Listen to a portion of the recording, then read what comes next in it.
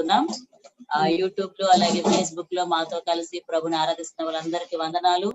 అలాగే alpha IG church సంఘ బిడ్డలందరికీ కూడా ప్రత్యేకమైన వందనాలు. సమయంలో ప్రారంభ ప్రార్థన చేసుకుని ఈ యొక్క ఆదివారపు ఆరాధన మనం ప్రారంభించుకుందాం.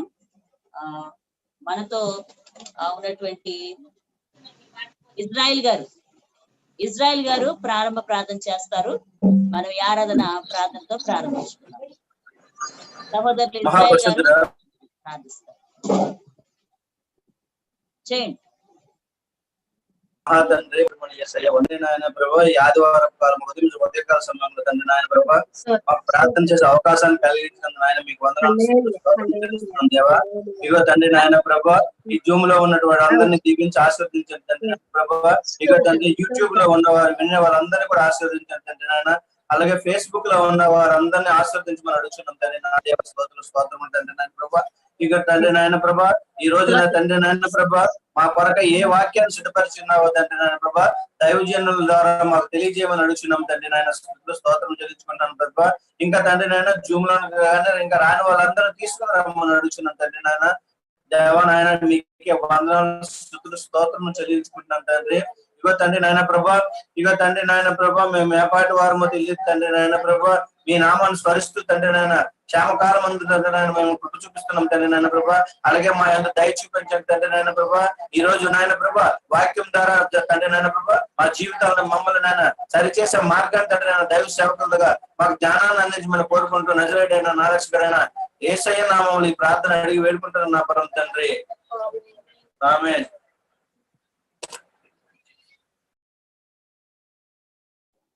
ఆమేన్.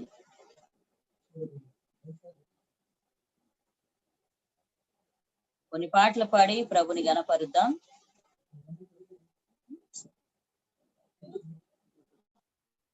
ఓకే. నూతనమైనది నీ వాత్సల్యము ప్రతి దినము నన్ను దర్శించను అనే పాట పాడుతూ ప్రభుని గణపరుద్దాం.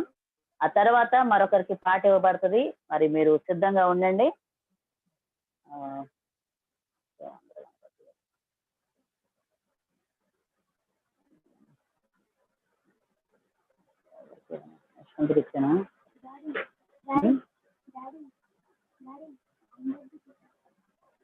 ఓకే, సోదరుడు యశ్వంత్ పాట పాడతాడు. తర్వాత సిద్ధంగా ఉండండి పాటతోటి. ఈ సమయంలో నూతనమైనది నీ వాత్సల్యము అనే పాట పాడుతూ ప్రభుని గణపరుద్దాం.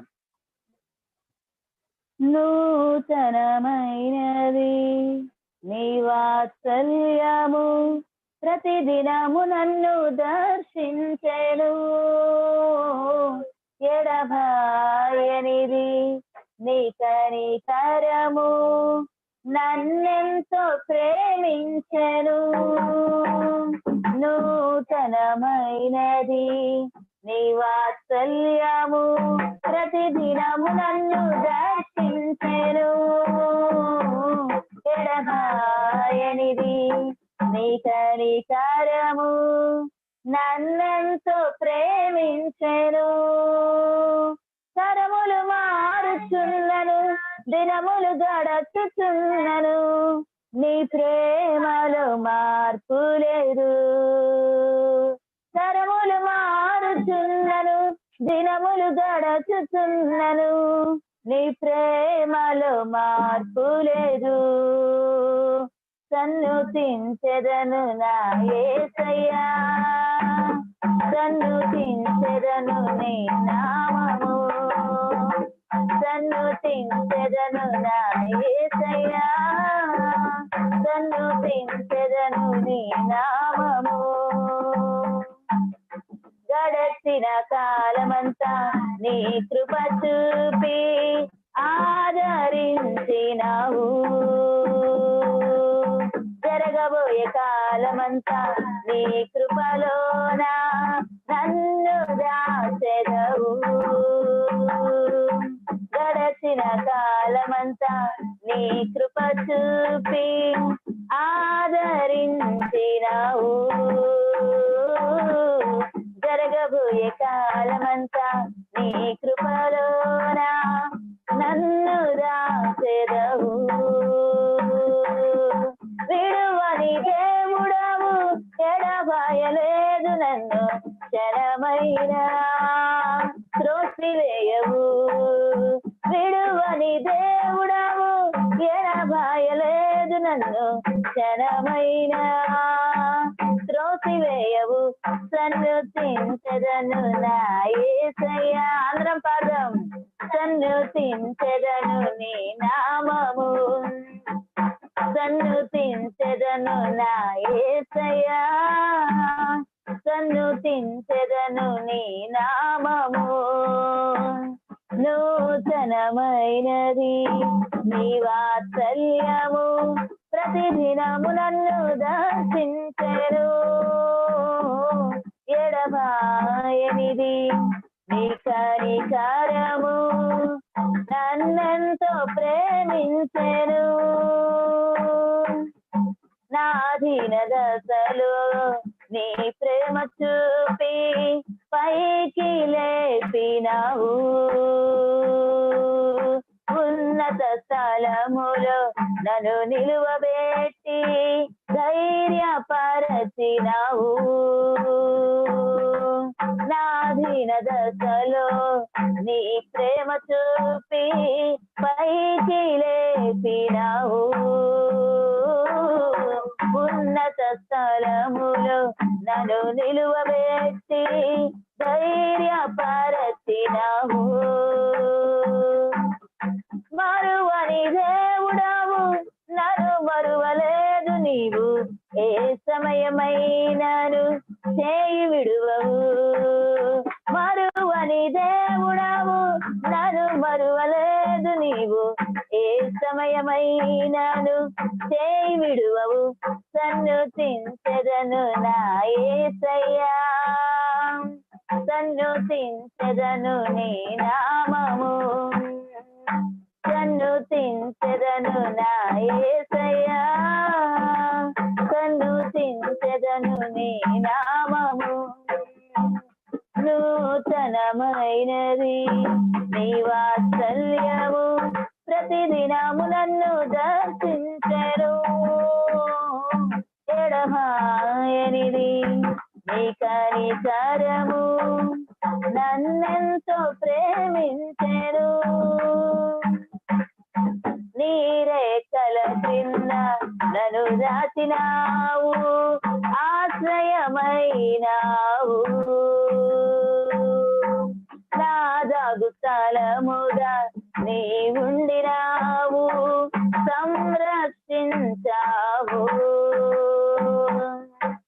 నీరేకల క్రింద నన్ను దాచినావు, ఆశ్రయమైనావు,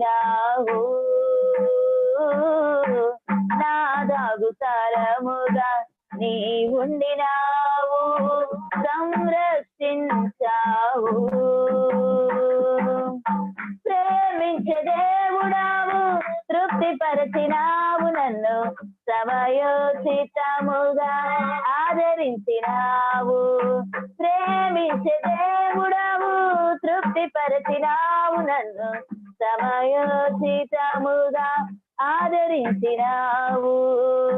సన్నుతించెదను నా యేసయ్యా, సన్నుతించెదను నీ నామము, సన్నుతించెదను నా యేసయ్యా, సన్నుతించెదను నీ నామము. నూతనమైనది నీ వాత్సల్యము, ప్రతిదినము నన్ను దర్శించెను, ఎడబాయనిది నీ కనికరము, నన్నెంతో ప్రేమించెను.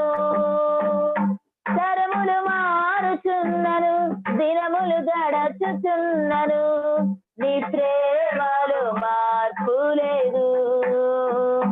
తరములు మారుచున్నను, దినములు గడచుచున్నను, నీ ప్రేమలో మార్పు లేదు.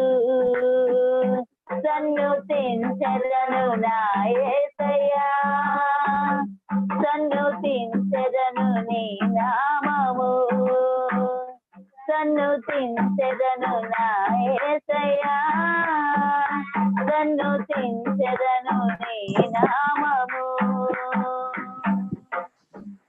హల్లెలూయా హల్లెలూయా.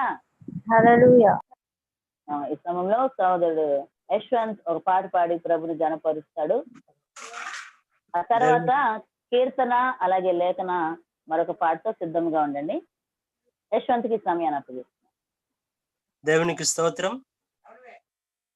సుమధుర స్వరముల గానాలతో వేలాది దూతల గళములతో కొనియాడబడుచున్న నా యేసయ్యా, నీకే నా ఆరాధన. సుమధుర స్వరముల గానాలతో వేలాది దూతల గళములతో కొనియాడబడుచున్న నా యేసయ్యా, నీకే నా ఆరాధన. మహదానందమే నలో పరవశమే నిన్ను స్తుతించిన ప్రతి క్షణం. మహదానందమే నాలో పరవశమే నిన్ను స్తుతించిన ప్రతి క్షణం. మధుర స్వరముల గానాలతో వేలాది దూతల గళములతో కొనియాడబడుచున్న నా యేసయ్యా, నీకే నా ఆరాధన. ఎడారి త్రోవలోనే నడిచిన ఎరుగని మార్గములో నన్ను నడిపిన నా ముందు నడచిన జయ వీరుడా, నా విజయ సంకేతమా. ఎడారి త్రోవలోనే నడచిన ఎరుగని మార్గములో నన్ను నడిపిన నా ముందు నడచిన జయ వీరుడా, నా విజయ సంకేతమా. నీవే నీవే నా ఆనందము, నీవే నీవే నా ఆధారము. నీవే నీవే నా ఆనందము, నీవే నా ఆధారము. సుమధుర స్వరముల గానాలతో వేలాది దూతల గళములతో కొనియాడబడుచున్న నా యేసయ్యా, నీకే నా ఆరాధన. సంపూర్ణమైన నీ చిత్తమే అనుకూలమైన సంకల్పమే జరిగించుచున్నావు నన్ను విడువక, నా ధైర్యము నీవేగా. సంపూర్ణమైన నీ చిత్తమే అనుకూలమైన సంకల్పమే జరిగించుచున్నావు నన్ను విడువక, నా ధైర్యము నీవేగా. నీవే నీవే నా జయ గీతము, నీవే నీవే నా స్తుతి గీతము. నీవే నీవే నా జయ గీతము, నీవే నా స్తుతి గీతము. మధుర స్వరముల గానాలతో వేలాది దూతల గణములతో కొనియాడబడుతున్న నా యేసయ్యా, నీకే నా ఆరాధన. వేలాది నదులన్నీ నీ మహిమను, రంగపు పొంగులు నీ బలమును, పర్వత శ్రేణులు నీ కీర్తినే ప్రకటించుచున్నవిగా. వేలాది నదులన్నీ నీ మహిమను, తరంగపు పొంగులు నీ బలమును, పర్వత శ్రేణులు నీ కీర్తినే ప్రకటించుచున్నవిగా. నీవే నీవే నాతిశయము, నీవే నీవే నారాధన, నీవే నీవే నాతిశయము, నీవే నారాధన. మధుర స్వరముల గానాలతో వేలాది దూతల గలములతో కొనియాడబడుచున్న నా యేసయ్యా, నీకే నారాధన. మహదానందమే నాలో పరవశమే, నిన్ను స్తుతించిన ప్రతి క్షణం. మహదానందమే నాలో పరవశమే, నిన్ను స్తుతించిన ప్రతి క్షణం. సుమధుర స్వరముల గానాలతో వేలాది దూతల గలములతో కొనియాడబడుచున్న నా యేసయ్యా, నీకే నారాధన. హల్లెలూయా.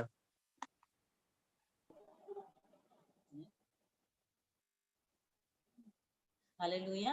ఈ సమయంలో కీర్తన లేఖన ఒక పాట పాడి ప్రభుని ఆరాధిస్తారు. మనందరం కూడా వారితో కలిసి ప్రభుని గణపరుద్దాం.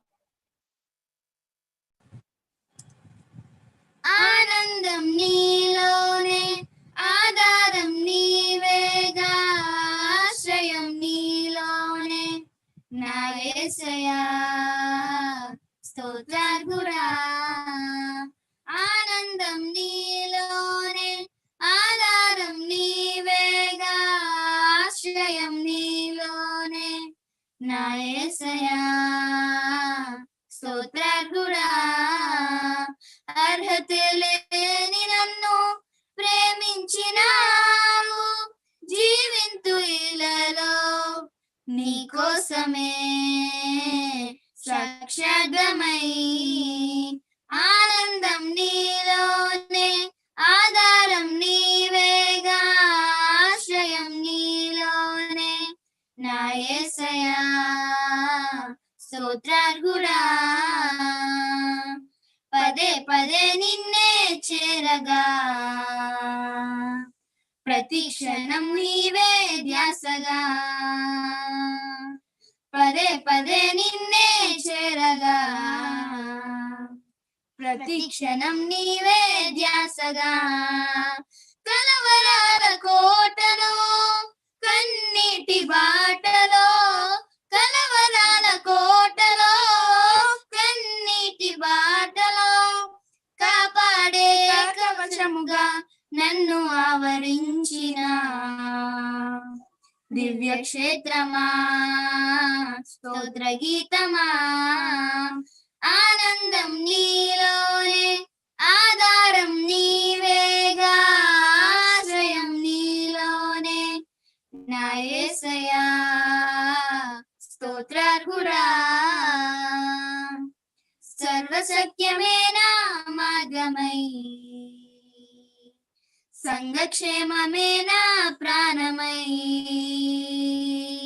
సర్వశక్యమే నా మార్గమై,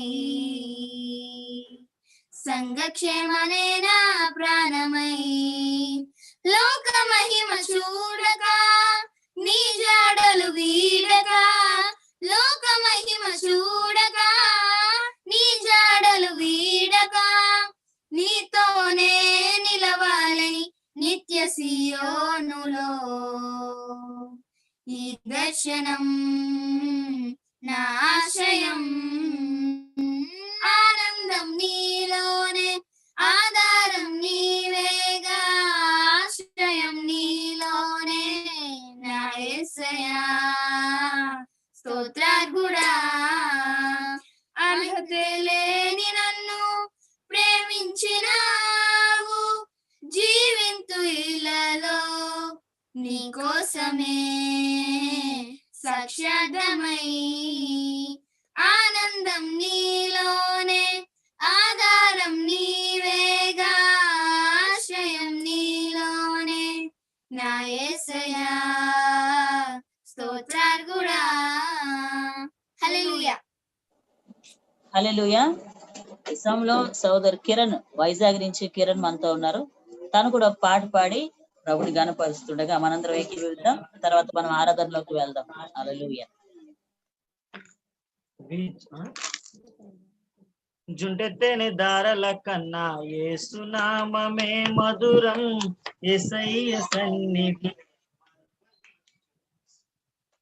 జుంటెత్తేనే దారల కన్నా యేసునామమే మధురం, యేసయ్య సన్నిధి మరువజాలను.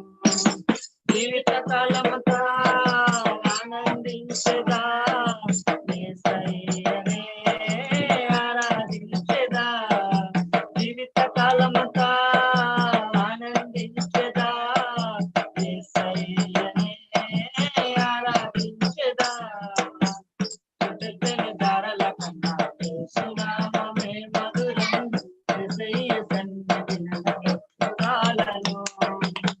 జుంటెత్తేనే దారల కన్నా యేసునామమే మధురం, యేసయ్య సన్నిధి మరువజాలను.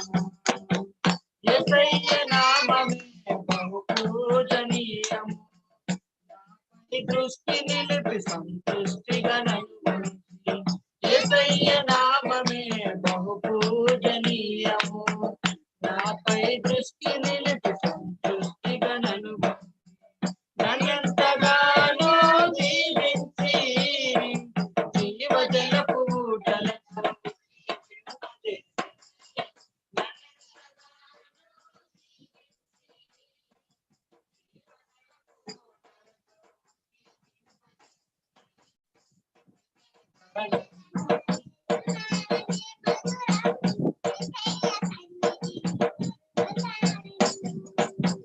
యేసయ్య నామమే బలమైన దుర్గము, నా తోడై నిలిచి క్షేమముగా నన్ను కాచి. యేసయ్య నామమే బలమైన దుర్గము, నా తోడై నిలిచి క్షేమముగా నన్ను కాచి. నన్నెంతగానో కరుణించి పవిత్ర లేఖనాలతో ఉత్తేజింపజేసెనే. నన్నెంతగానో కరుణించి పవిత్ర లేఖనాలతో ఉత్తేజింపజేసెనే. యేసునామమే మధురం, యేసయ్య సన్నిధి మరువజాలను. జుంటెత్తేనే దారల కన్నా యేసునామమే మధురం, యేసయ్య సన్నిధి మరువజాలను. యేసయ్య నామమే పరిమళ తైలము, నాలో నివసించి సువాసనగా నన్ను మార్చి. యేసయ్య నామమే పరిమళ తైలము, నాలో నివసించి సువాసనగా నన్ను మార్చి. నన్నెంతగానో ప్రేమించి విజయోత్సవాలతో ఊరేగింపజేసెనే. నన్నెంతగానో ప్రేమించి విజయోత్సవాలతో ఊరేగింపజేసెనే. జుంటెత్తేనే దారల కన్నా యేసునామమే మధురం, యేసయ్య సన్నిధి మరువజాలను. జుంటెత్తేనే దారల కన్నా యేసునామమే మధురం, యేసయ్య సన్నిధి. జీవిత కాలమంతా ఆనందించదా, యేసయ్యనే ఆరాధించదా. జీవిత కాలమంతా ఆనందించదా, యేసయ్యనే ఆరాధించదా. జుంటెత్తేనే దారల కన్నా యేసునామమే మధురం, యేసయ్య సన్నిధి మరువజాలను. జుంటెత్తేనే దారల కన్నా యేసునామమే మధురం, యేసయ్య సన్నిధి మరువజాలను. హల్లెలూయా. హల్లెలూయా. ఇంతవరకు చక్కని పాటలు పాడి వినిపించిన అల్ఫా ఏజీ సంఘ బిడ్డలందరికీ ప్రత్యేకమైన వందనాలు. ఈ సమయంలో మనందరము మరి ప్రభుని ఆరాధన చేసే చక్కని సమయం ఇది. దేవునితో మనము మరి కలిసి ఆరాధించేటువంటి చక్కని సమయం. ఆరాధన చేసుకుందాం మనందరము కూడా.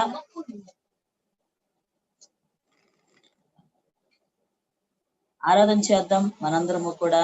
ఇది దేవుని గణపరిచే చక్కని సమయం, దేవుని మహిమపరిచే సమయం. హల్లెలూయా హల్లెలూయా హల్లెలూయా హల్లెలూయా. స్తుతిద్దాం అందరము కూడా. మరి యేసయ్య మనకి మరొక నూతన దినం ఇచ్చాడు. అన్నిటికంటే ముఖ్యంగా మరొక ఆరాధన దినము, పునరుద్ధాన దినము, మరి ప్రభువు దినం ఇది కనుక మనం ఎక్కడున్నా, ఏ ప్రదేశంలో ఉన్నా, ఏ పరిస్థితుల్లో ఉన్నా మరి తప్పకుండా ప్రభుని ఘనపరచిన వారమై ఉన్నాం, ఘనపరచవలసిన వారమై ఉన్నాం. ఒకసారి మనందరము కూడా మన పెదవులు తెరిచి మనస్ఫూర్తిగా మీ హృదయంలో నుంచి ప్రభుని గణపరచగలరా? దేవానికి స్తోత్రం అని చెప్తాం, యేసయ్యా నీకు వందనాలని చెప్తాం, తండ్రి నీకు కృతజ్ఞతాస్తుతులని చెప్తాం. మనం ఏమి ఇవ్వలేము, ఆయన మనకి చేసిన మేలకి ప్రతిగా మనం ఏమీ ఇవ్వలేము, కానీ మనము నుంచి ఆయన కూడా ఏమీ ఆశించట్లేదు. కానీ కేవలం నీవు మనస్ఫూర్తిగా చెప్పే ఆ యొక్క స్తుతి ఆయన మన నుంచి కోరుతున్నాడు. దేవుడు మన దగ్గర నుంచి ఆశించేది ఏదైనా ఉందా అంటే అది కేవలం వందనాలు చెల్లించడం మాత్రమే. హల్లెలూయా. ఎంత గొప్ప దేవుడు మన దేవుడు. హల్లెలూయా. రాజా, నీవు నేను ఉన్న చోట నీవి దినాన్ని నీ ఇంట్లోనే ఆరాధిస్తున్నావు, కానీ నీ చెంతకు కూడా ఆయన వచ్చిన యొక్క ఆరాధనను అంగీకరించే దేవుడు మన దేవుడు. హల్లెలూయా. దేవానికి స్తోత్రం చెల్లిస్తున్నాం, దేవానికి వందనాలు చెల్లిస్తున్నాం. హల్లెలూయా హల్లెలూయా హల్లెలూయా. దేవానికి స్తుతి స్తుతి స్తుతి స్తుతి. యేసు నీకే మహిమ, యేసు నీకు మహిమ. తల్లివడిలో పవలించే బిడ్డవలెనే, తండ్రి నీ వడిలోనే ఉనికి తినయ్యా. తల్లివడిలో బిడ్డవలెనే, తండ్రి నీ వడిలోనే ఒదిగి తినయ్యా. వేదన లేదు, శోధన లేదు, వేదన లేదు, శోధన లేదు, నీ హస్తం విడువనయ్యా, నీ హస్తం విడువనయ్యా. భయమన్నది లేనే లేదు, భయమన్నదే లేనే లేదు, ప్రేమతో నడిపితివి, నీ ప్రేమతో నడిపితివి. తల్లివడిలో పవలించే బిడ్డవలెనే, తండ్రి నీ వడిలోనే ఒదిగి తినయ్యా. తల్లివడిలో పవలించే బిడ్డవలెనే, తండ్రి నీ వడిలోనే ఒదిగి తినయ్యా. మంచి కాపరి, జీవ కాపరి, మంచి కాపరి, జీవ కాపరి, హృదయ పాలకుడా, నా హృదయ పాలకుడా. ఆహారమై వచ్చితివా, ఆహారమై వచ్చితివా, ఆత్మలో కలసితివా, నా ఆత్మతో కలసితివా. తల్లివడిలో పవలించే బిడ్డవలెనే, తండ్రి నీ వడిలోనే ఒదిగి తినయ్యా. తల్లివడిలో పవలించే బిడ్డవలెనే, తండ్రి నీ వడిలోనే ఒదిగి తినయ్యా. నిన్ను నేను పట్టుకొంటిని, నిన్ను నేను పట్టుకొంటిని, భుజము పైన సోలెదాను, నీ భుజము పైన సోలెదాను. నీరెక్కల నీడలో నుండే, నీరెక్కల నీడలో నుండి లోకాన్ని మరచితినే, ఈ లోకాన్ని మరచితినే. తల్లివడిలో పవలించే బిడ్డవలెనే, తండ్రి నీ వడిలోనే ఒదిగి తినయ్యా. పవలించే బిడ్డవలనే తండ్రిని వడిలోనే ఒదిగి తినయ్యా నీ ఉపకారం స్మరించి నీ ఉపకారం స్మరించి స్తుతి స్తోత్రం తెలిపెదను నే స్తుతి స్తోత్రం తెలిపెదను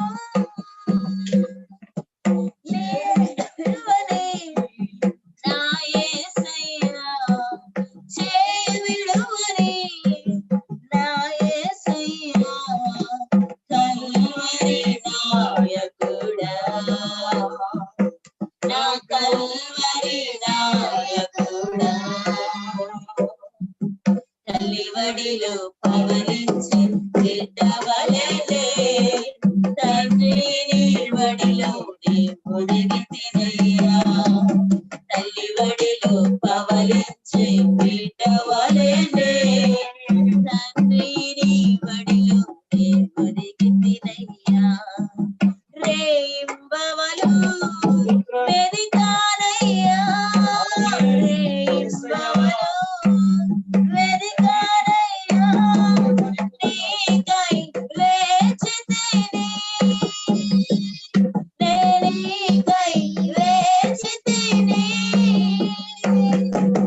నా జీవిత కాలమంతా నా జీవిత కాలమంతా నీ నామం చాటెదను నే నీ నామం చాటెదను తల్లివడిలో పవలించే బిడ్డవలెనే తండ్రిని వడిలో నే ఒదిగి తినయ్యా తల్లివడిలో పవలించే బిడ్డవలెనే తండ్రిని వడిలోనే ఒదిగి తినయ్యా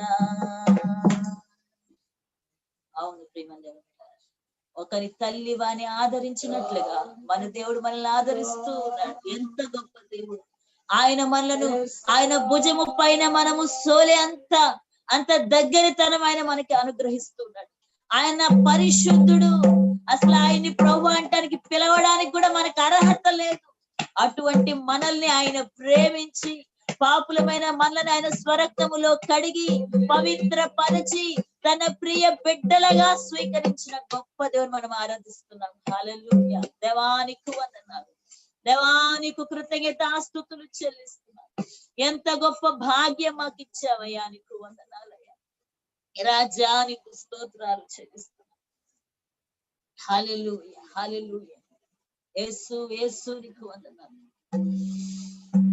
అయ్యా నీ పాదాలకు చెంతకు వస్తున్నాను నీ పాద పద్మాలకు నమస్కారములు చెల్లిస్తున్నాం నీ ఎదుట సాష్టాంగ పడుతున్నాం ఇదిగో మేము తగ్గవలసి ఉన్నది నీవు హెచ్చవలసి ఉన్నది అయా నీకు సాటి ఎవరు లేరు ప్రభువా మీకు స్తోత్రాలు అయా నీకు వందనాలు త్రియేక దేవా మీకు స్తోత్రాలు స్తోత్రాలయ్యా యేసయ్యా నీకు వందనం చెల్లిస్తున్నాం హల్లెలూయా హల్లెలూయా హల్లెలూయా ఏ సమయమందైనా ఏ స్థలమందైనా ఏ స్థితిలో నేనున్నా స్తుతి పాడేదం ఏ సమయమందైనా ఏ స్థలమందైనా ఏ స్థితిలో నేనున్నా స్తుతి పాడేదం ఆరాధనా ఆరాధనా నా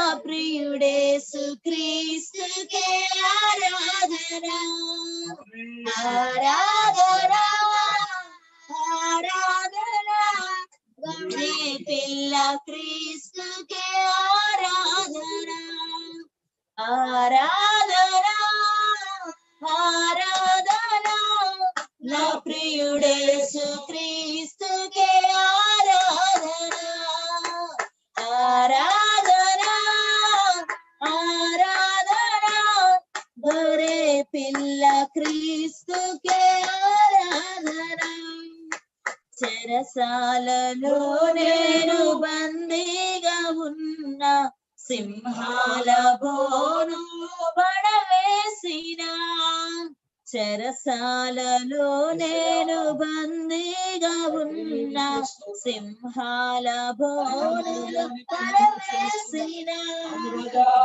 యేసునామమే ఆధారము కాగా యేసు రక్తమే నా విజయము పగటి ఎండలో రాత్రి వెన్నెలలో కునుకక కాపాడు యేసు దేవునికే ఆరాధన ఆరాధన ప్రియుడేసు క్రీస్తుకి ఆరాధన ఆరాధన ఆరాధన రే పిల్ల క్రీస్తుకే ఆరాధన ఆరాధన నా ప్రియుడేసు క్రీస్తుకే ఆరాధన ఆరాధన ఆరాధన రే పిల్ల క్రీస్తుకే ఆరాధన ఈ సమయమందైనా ఏ స్థలమందైనా ఏ స్థితిలో నేనున్నా స్తుతి పాడేదా ఏ సమయమందైనా ఏ స్థలమందైనా ఏ స్థితిలో నేనున్నా స్తుతి పాడేదా నా జీవనాధారం శ్రీ యేసుడే నా స్తుతికి పాత్రుడు ప్రభు క్రీస్తుడే తన చేతులతో నన్ను నేర్పించెగా నా సృష్టికర్తను కొనియాడెదను నా జీవనాధారం శ్రీ యేసుడే నా స్తుతికి పాత్రుడు ప్రభు క్రీస్తుడే తన చేతులతో నన్ను నిర్మించెగా నా సృష్టికర్తను కొనియాడెదను యెహోవా రాఫా నన్ను స్వస్థపరచును యెహోవా షమ్మా నాకు తోడుగా యెహోవా నిస్సి నా ధ్వజముగా అల్ఫా ఒమేగా ఆది దేవునికే ఆరాధన ఆరాధన నా ప్రియుడేసు క్రీస్తుకే ఆరాధన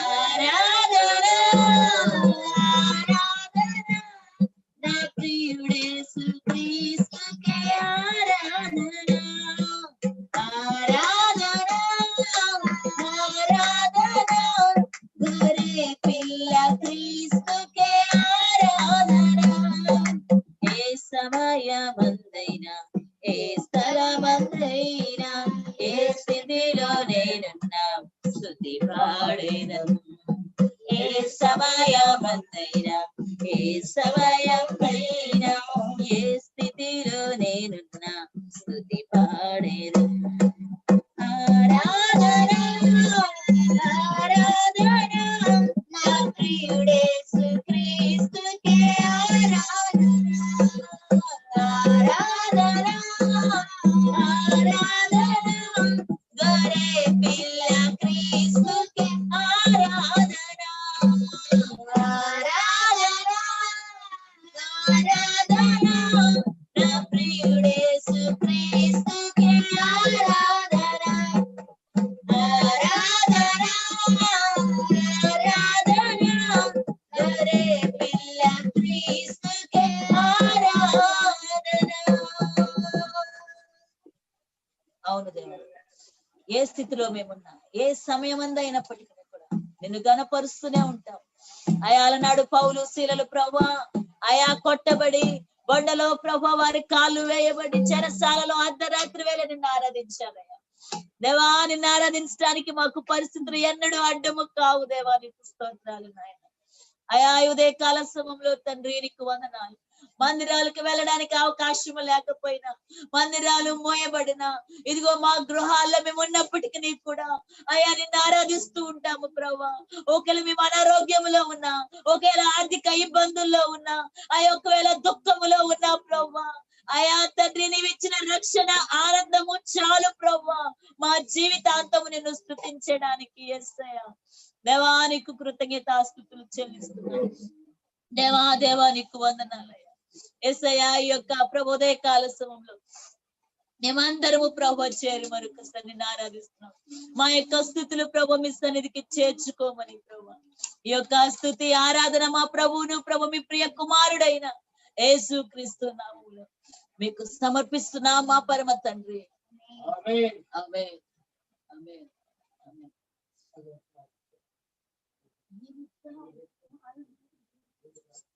హల్లెలూయా. సమయంలో మనము దేవుని యొక్క వాక్యాన్ని ఆలకిద్దాం.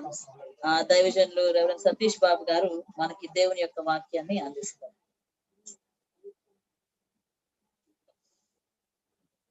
సమయాన్ని పాస్టర్ సతీష్ బాబు గారికి అప్పగిస్తాం. హల్లెలూయా.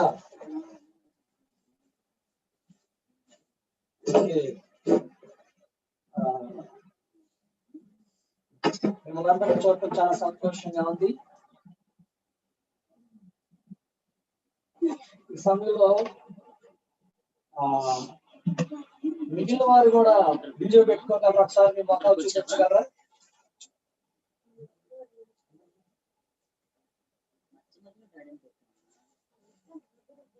మిగిలిన వారందరూ మీ మొక్కలు చూపించగలరా?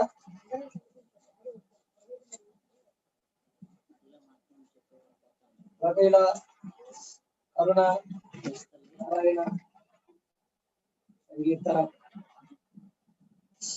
హల్లెలూయా.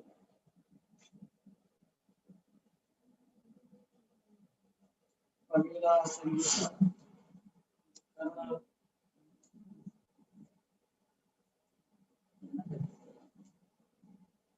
ఓకే, మీరు చూడటానికి బాగానే ఉన్నారు కదా, మరి ఎందుకని వీడియో ఆన్ చేసుకుంటున్నారు? మీరందరూ కూడా చూడటానికి బాగానే ఉన్నారు, అందంగానే ఉన్నారు, ఓకేనా? మరి మీరు వీడియోని క్యాప్ చేసుకుంటున్నారు. చక్కగా అందరం కలిసి మనం ప్రభువుని ఆరాధిస్తూ ఉండవచ్చు. సో ప్రతి ఒక్కరు ప్రభువుని ఆరాధించటం కొరకు ఇంతవరకు దేవుడు మనకు సహాయం చేశారు. ప్రభువుని ఘనపరచటకు ఇంతవరకు దేవుడు మనకి కృపను చూపించాడు. నిజంగా గత వారం అంతా దేవుడు తన బలిష్టమైన రెక్కల క్రింద మనల్ని కాచి కాపాడాడు. ఆమేన్. ఆయన మనకి క్షేమాన్ని ఇచ్చాడు, భద్రతనిచ్చాడు, ఆయన మనకు ఆరోగ్యాన్ని ఇచ్చాడు.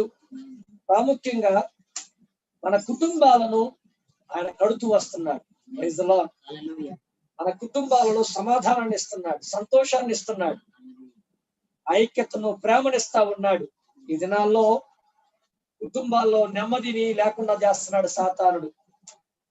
కుటుంబాల్లో సమాధానం లేకుండా చేస్తా ఉన్నాడు సాతానుడు. కానీ దేవుడు కృప, దేవుడు మనకి నెమ్మదిని ఇచ్చాడు. అందును బట్టి మనము దేవునికి వందనాలు చెల్లించవలసిన వారమైన. హల్లెలూయా, హల్లెలూయా. అందరూ చెప్పాలి. అందరు రెండు చేతుల పైకెత్తి దేవుని యొక్క ఆలోచన. హల్లెలూయా, హల్లెలూయా. హల్లెలూయా. అందరు రెండు చేతుల పైకెత్తి ప్రభు వందనాలు చేద్దాం. హల్లెలూయా, హల్లెలూయా. ఆ మాట అందరికి వినపడుతుంది కదా? హల్లెలూయా. నేను మీ అందరినీ చూస్తున్న వీడియోలో. సో మీ అందరూ కూడా నాతో పాటు ఏకీభవించండి. ఎందుకంటే ఎక్కడైతే ఐక్యత ఉంటుందో అక్కడ ఆశీర్వాదం ఉంటుంది. ఇప్పుడు మీరు నేను చెప్పిన దానికి ఏకీభవించలేదు అనుకోండి, ఆశీర్వాదం అనేది మన జీవితాల్లోనికి రాదు. గమనించాలి. ఇప్పుడు మనం ఐక్యత లేదనుకోండి, ఏదో వీడియోలో మనం చూడాలి, ఏదో మనం అందరం రావాలి అన్నట్టుగా ఏడుకొచ్చి ఇష్టం లేకుండా లేకపోతే కష్టంగా ఉన్నట్లయితే ఆశీర్వాదాన్ని మీరు పొందుకోలేరు. ఎవరైతే ఐక్యత కలిగి ఉంటారో మాతో పాటుగా అందరం, వారు మాత్రమే ఆశీర్వాదాలు పొందుకుంటారని 133వ కీర్తనలో స్పష్టంగా రాయబడతా ఉంది. సహోదరులు ఐక్యత కలిగి నివసించుట ఎంత మేలు, ఎంత మనోహరము. చివరి వచనంలో అంటాడు, ఆశీర్వాదము శాశ్వత జీవం అక్కడ ఉండవాలని దేవుడు ఆజ్ఞాపించాడు. ఎవరెవరైతే ఐక్యతతో ఏక మనస్సు కలిగి ఉంటున్నారో వారందరి జీవితాల్లో దేవుడు ఆశీర్వాదమును శాశ్వత జీవమును అనుగ్రహించును గాక. నోరు తెరిచి ఆమేన్ అనాలా?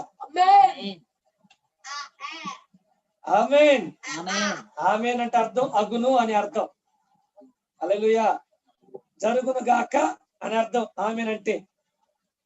సో నేను మీ మీద దీవెనలు పలుకుతూ ఉన్నప్పుడు మీరు ఆమేన్ అనాలి. మీరు ఆమేన్ అనడం ద్వారా ఏం జరుగుతుందంటే ఆ దీవెనలు మీ కుటుంబాల్లోనికి, మీ జీవితాల్లోనికి విడుదలవుతా ఉంటాయి. Praise the lord. కనుక దేవుని బిడ్డలారా, యేసుక్రీస్తు ప్రభువారు కూడా మత్తయి సువార్త 18వ అధ్యాయము 18వ చివరి వచనం వరకు మాట్లాడతాడు. ఎక్కడైతే 2-3 కూడి నా నామములో అంటాడు. ఎక్కడైతే 2-3 వేడుక, మీలో 2-3 తాను వేడుకుని దేని గురించేనో భూమి మీద ఏకీభవించిన ఎడల అంటున్నాడు. చూడండి, మత్తయి సువార్త 18వ అధ్యాయము 19వ వచనంలో ఆయన అంటాడు చాలా స్పష్టంగా, మీలో 2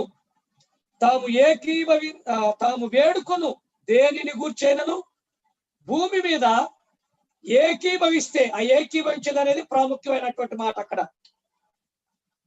అది పరలోకమందున్నటువంటి నా తండ్రి వలన వారికి దొరుకునని మీతో చెప్పుచున్నాను అన్నాడు యేసయ్య. ప్రియ దేవుని బిడ్డలారా, గమనించండి, ఈ ఉదయకాల సమయంలో మనందరం కూడుకున్న మంచిదే, కానీ ఏక మనసు మనలో ఉండాలి, ఐక్యత మనలో ఉండాలి. ఏక మనసుతో మన వాక్యాన్ని స్వీకరించగలగాలి, ఏక మనసుతో మనం ఆరాధించగలగాలి, ఏక మనసుతో మనము ప్రభువునకు ప్రార్థన చేయాలి. ఎప్పుడైతే మనం ఐక్యతతో ఏక మనసుతో ఏకీభవించి చేస్తామో అప్పుడు అది మనం పొందుకుంటాం, ఆశీర్వాదాలు మనం పొందుకుంటాం. 20వ వచనం అంటాడు, అనగా ఎందుకంటే ఎందుకు మనం 2 ఏకీభవించి దేవుని అడిగేది పొందుకుంటామంటే 2-3 నా నామమున ఎక్కడ కూడి ఉందురో అక్కడ నేను వారి మధ్యన ఉందని చెప్పాడు. హల్లెలూయా. చూడండి, ఎక్కడైతే 2 లేక 3 ఏకీభవించి వారు ఆరాధిస్తున్నప్పుడు, ప్రార్థన చేస్తున్నప్పుడు, వాక్యం వింటున్నప్పుడు వారి మధ్యలో యేసయ్య ఉంటాడంట. యేసు నామములో ఈ ఉదయం మనం అందరం కూడుకున్నాం. ఆమేన్. యేసు నామములో ఈ ఉదయం మనం అందరం చేరాం ప్రభువుని ఆరాధించడానికి. ఆమేన్. హల్లెలూయా. గమనిద్దాం. సో మనందరిలో ఏక మనస్తత్వం ఉంటే, నీలో ఏక మనస్తత్వం అనగా ఏకత్వం అంటే మా అందరితో నువ్వు ఏకీభవించే వ్యక్తిగా ఉన్నట్లయితే యేసయ్య నీతో ఉన్నాడు, నీ ఇంట్లో కూడా. Praise the lord. ఆమేన్ చెప్పండి. ఆమేన్. యేసయ్య నీతో పాటుగా ఉన్నాడు, నీ కుటుంబంలో ఉన్నాడు, నువ్వు ఏకీభవించే మనసును కలిగి ఉన్నట్లయితే. అలా కాకుండా ఏకీభవించే మనసు లేనప్పుడు యేసయ్య నీతో ఉండలేడు. ఆయన ఉండలేక కాదు, నీలో ఏక మనసు లేక, ఏకీభవించే మనస్తత్వం లేక. కనుక ప్రియమైనటువంటి దేవుని బిడ్డలారా, ఈ ఉదయం దేవాతి దేవుడు నీతో నాతో చెప్పే మాట ఏంటంటే మనందరికి ఐక్యత కావాలి, ఏక మనసు కావాలి. Praise God. ఏక మనసు మనం కలిగి ఉండాలి, ఒకే ఆలోచన మనం కలిగి ఉండాలి, అది క్రీస్తు ఆలోచన అయి ఉండాలి. ఎప్పుడైతే మనం ఆ విధంగా ఉండగలుగుతామో దేవుడు మన కుటుంబాల్లోనికి ఆశీర్వాదాన్ని విడుదల చేస్తానన్నాడు. హల్లెలూయా. దేవుడు మన కుటుంబాల్లోనికి, మన జీవితాల్లోనికి ఆశీర్వాదమును విడుదల చేస్తానంటున్నాడు. ఆమేన్. ఈ ఉదయకాల సమయంలో మీ కుటుంబాలలోనికి ఆశీర్వాదమును విడుదల చేస్తున్నాను. ఆమేన్. మీ జీవితాలలోనికి యేసు నామములో ఆశీర్వాదం, ఆర్థిక సంబంధమైన ఆశీర్వాదాన్ని, ఆరోగ్యపరమైన ఆశీర్వాదాన్ని యేసు నామములో విడుదల చేస్తూ ఉన్నాను. హల్లెలూయా. హల్లెలూయా. ఈరోజు దేవుడు మనతో మాట్లాడేటువంటి అంశం, క్రైస్తవుడు అయినందుకు సంతోషించు. క్రైస్తవుడు అయినందుకు సంతోషించు. క్రైస్తవుడు అంటే ఎవరు? అపోస్తలుల కార్యగ్రంథములు 11వ అధ్యాయం 26వ వాక్యం. అపోస్తలుల కార్యగ్రంథములు 11వ అధ్యాయం 26వ వాక్యం. వారు కలిసి 1 సంవత్సరం అంతయు సంఘములో ఉండి బహుజనులకు వాక్యం బోధించిరి. మొట్టమొదట అంతియొకయలో శిష్యులు క్రైస్తవులు అనబడిరి అన్నాడు. ఆమేన్. క్రైస్తవులు అనగా ఎవరు? యేసు క్రీస్తు ప్రభువారి శిష్యులు. అసలు శిష్యులు ఎవరు అవుతారు? మత్తయి సువార్తలోనికి ఒకసారి వెళ్ళగలిగితే చివరి అధ్యాయంలో అసలు యేసు ప్రభువారి శిష్యులు ఎవరు ఒకసారి మనం జ్ఞాపకం చేసుకుందాం. మత్తయి సువార్త 28వ అధ్యాయములో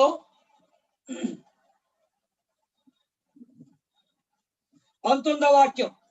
కాబట్టి మీరు వెళ్ళి సమస్త జనులను శిష్యులుగా చేయుడి, తండ్రి యొక్కయు కుమారుని యొక్కయు పరిశుద్ధాత్మ యొక్క నామములోని వారికి బాప్తిసం ఇచ్చుచు అంటా ఉన్నాడు. ఇంతకీ శిష్యులు ఎవరు?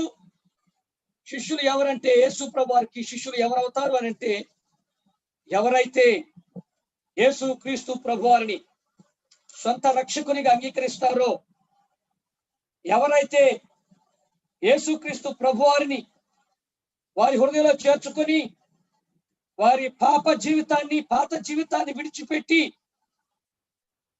ప్రభు కొరకు జీవించడానికి తీర్మానం చేసుకుంటారో, వారు క్రీస్తుకు శిష్యులుగా మార్చబడతారు. ఆ శిష్యులు అపోస్తల కార్యగ్రంథంలోకి వచ్చేసరికి ఏమని పిలువబడ్డారంటే క్రైస్తవులు అని పిలువబడ్డారు. గమనించండి, యేసు ప్రభువారు దగ్గర ఉన్నప్పుడు శిష్యులు క్రైస్తవులని పిలువబడలేదు. ఎప్పుడు క్రైస్తవులని పిలువబడ్డారు? అసలు క్రైస్తవులు అంటే అర్థం ఏంటి?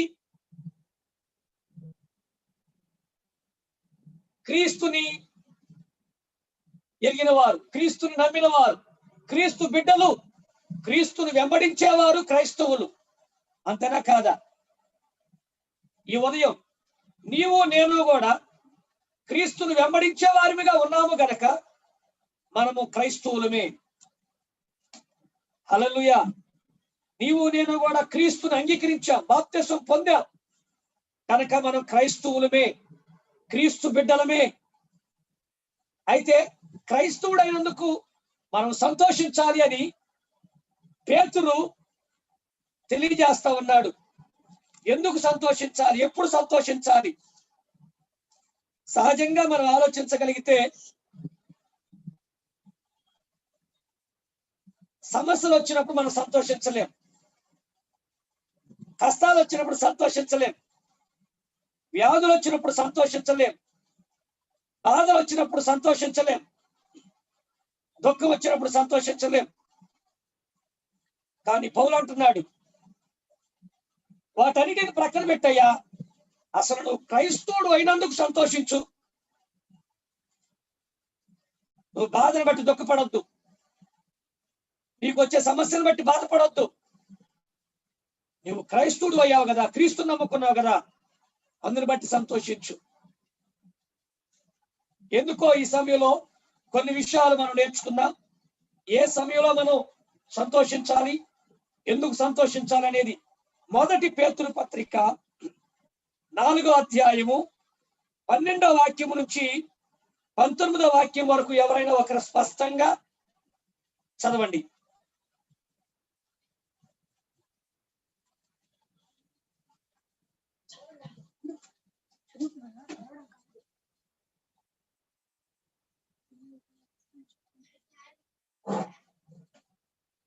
ఎవరైనా ఒకరు దయచేసి స్పష్టంగా చదవగలరా?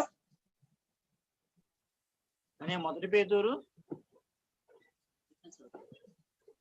1 పేతురు పత్రిక 4వ అధ్యాయం 12వ వచనం నుంచి 19వ వచనం వరకు. మిగిలిన వాళ్ళందరూ దయచేసి బైబిల్ చూడండి. ప్రియులారా, మిమ్మల్ని శోధించుటకు మీకు కలుగుచున్న అగ్ని వంటి మహాశ్రమను గూర్చి మీకేదో ఒక వింత సంభవించినట్లు ఆశ్చర్యపడకుడి. క్రీస్తు మహిమ బయలుపరచబడినప్పుడు మీకు మహానందముతో సంతోషించు నిమిత్తము క్రీస్తు శ్రమలలో మీరు పాలివారై ఉన్నంతగా సంతోషించుడి. క్రీస్తు నామము నిమిత్తము మీరు నిందపాలైన ఎడల మహిమాస్వరూపి అయిన ఆత్మ అనగా దేవుని ఆత్మ మీ మీద నిలుచుచున్నాడు గనుక మీరు ధన్యులు. మీలో ఎవడను నరహంతకుడుగా గాని, దొంగగా గాని, దుర్మార్గుడుగా గాని, పరుల జోలికి పోవువాడుగా గాని బాధను అనుభవింప తగదు. ఎవడైనాను క్రైస్తవుడైనందుకు బాధ అనుభవించిన ఎడల అతడు సిగ్గుపడక ఆ పేరును బట్టి దేవుని మహిమపరచవలెను. తీర్పు దేవుని ఇంటి యొద్ద ఆరంభమగు కాలము వచ్చి ఉన్నది. అది మన యొద్దనే ఆరంభమైతే దేవుని సువార్తకు అవిధేయులైన వారి గతి ఏమవును? మరియు నీతిమంతుడే రక్షింపబడుట దుర్లభమైతే భక్తిహీనులను పాపియు ఎక్కడ నిలుతురు? కాబట్టి దేవుని చిత్త ప్రకారము బాధపడువారు సత్ప్రవర్తన గలవారై నమ్మకమైన సృష్టికర్తకు తమ ఆత్మలను అప్పగించుకొనవలెను. హల్లెలూయా, హల్లెలూయా. హల్లెలూయా. పేతురు చాలా స్పష్టంగా ఇక్కడ కొన్ని విషయాలు చెప్తున్నారు. ప్రియులారా, మిమ్మును శోధించుటకు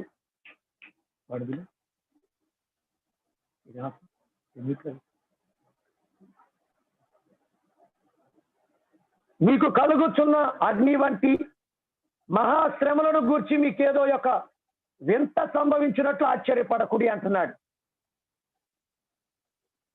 ఇంగ్లీష్ లో ఈ విధంగా రాయబడింది,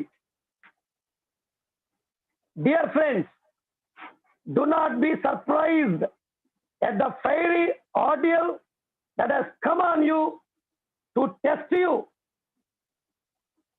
as though something strange were happening to you.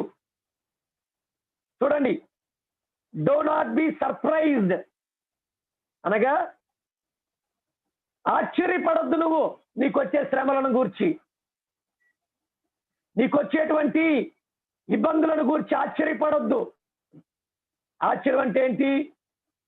అమ్మో ఇది నాకే వచ్చిందండి, అమ్మో ఇంత పెద్ద సమస్య ఏంటండి ఇది, అమ్మో ఇంత పెద్ద బాధ ఏంటండి. దాని గురించి ఏం రాయబడుతుందంటే అక్కడ టు టెస్ట్ యూ అని ఉంది. శోధించుటకు అనేది ఇంగ్లీష్ లో టెస్ట్ అని ఇవ్వబడింది. అనగా నిన్ను పరీక్షించటానికి, నీ జీవితంలో శోధనలు ఎందుకు వస్తున్నాయంటే నిన్ను పరీక్షించటానికి. తర్వాత అంటాడు, మీరు ఆశ్చర్యపడొద్దు ఆ శ్రమలను బట్టి, ఆ సమస్యలను బట్టి, ఆ కష్టాలను బట్టి మీరు ఆశ్చర్యపడొద్దు. ఏదో వింత జరుగుతున్నట్లు, అంటే ఎవరికి జరగనట్లుగా, ఎవరు నీలాంటి బాధలు పొందుకోనట్లుగా, ఎవరు నీలాంటి కష్టాలు అనుభవించినట్లుగా నీవు ఆశ్చర్యపడొద్దు. ఎందుకంటే ప్రియ దేవుని బిడ్డలారా, పరిశుద్ధ గ్రంథంలో యోబు గారు ఉన్నారు. మనకంటే ఎక్కువ శ్రమ పడ్డాడు ఆయన. ఒకే రోజున తన ఆస్తి అంతా కోల్పోయాడు. తనకున్నటువంటి బిడ్డలందరూ అదే రోజు చనిపోయారు. తన శరీరం అంతా కురుపులతో నిండిపోయింది. కానీ ఈవెన్ తన భార్య కూడా ఏం చేసిందంటే తన మొక్క మీద ఉమ్మేసి, ఇంకా నువ్వు దేవుని నమ్ముకుంటావా, ఇన్ని సమస్యలు వచ్చినా, ఇన్ని ఇబ్బందులు వచ్చినా ఇంకా నువ్వు దేవుని నమ్ముకొనే ఉంటావా?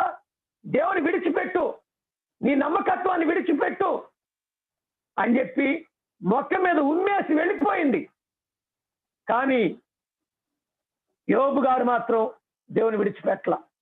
నేను ఎందుకు ఈ మాట చెప్తున్నా? నీ ఉదయం పరిశుద్ధాత్ముడు ఎందుకు మనతో మాట్లాడుతున్నాడంటే, చాలాసార్లు మనం అనుకుంటాం, నాకు వచ్చిన సమస్య ఎవరికి రాలేదండి అనుకుంటాం, నాకు వచ్చిన బాధ ఎవరికి రాలేదండి అనుకుంటాం. అంటే ఏదో గొప్ప వింత జరిగినట్లుగా మనం ఫీల్ అయిపోతూ ఉంటాం. లేదు, నీకంటే ఎక్కువ శ్రమపడిన వారు ఎంతో మంది ఉన్నారు పరిశుద్ధ గ్రంథంలో. మనకంటే ఎక్కువగా బాధపడిన వారు చాలా మంది ఉన్నారు పరిశుద్ధ గ్రంథంలో. గమనించు, పరిశుద్ధ గ్రంథంలోనే కాదండి, ఇప్పుడు గమనించి నేను ఒక మాట చెప్తున్నా వినండి. ఇప్పుడు మనతో పాటు ఉన్నటువంటి వారు చాలా మంది చాలా ఇబ్బందులు పడి వచ్చిన వారే. అందరూ కూడా సంతోషకరమైన జీవితం జీవించిన వారేం కాదు.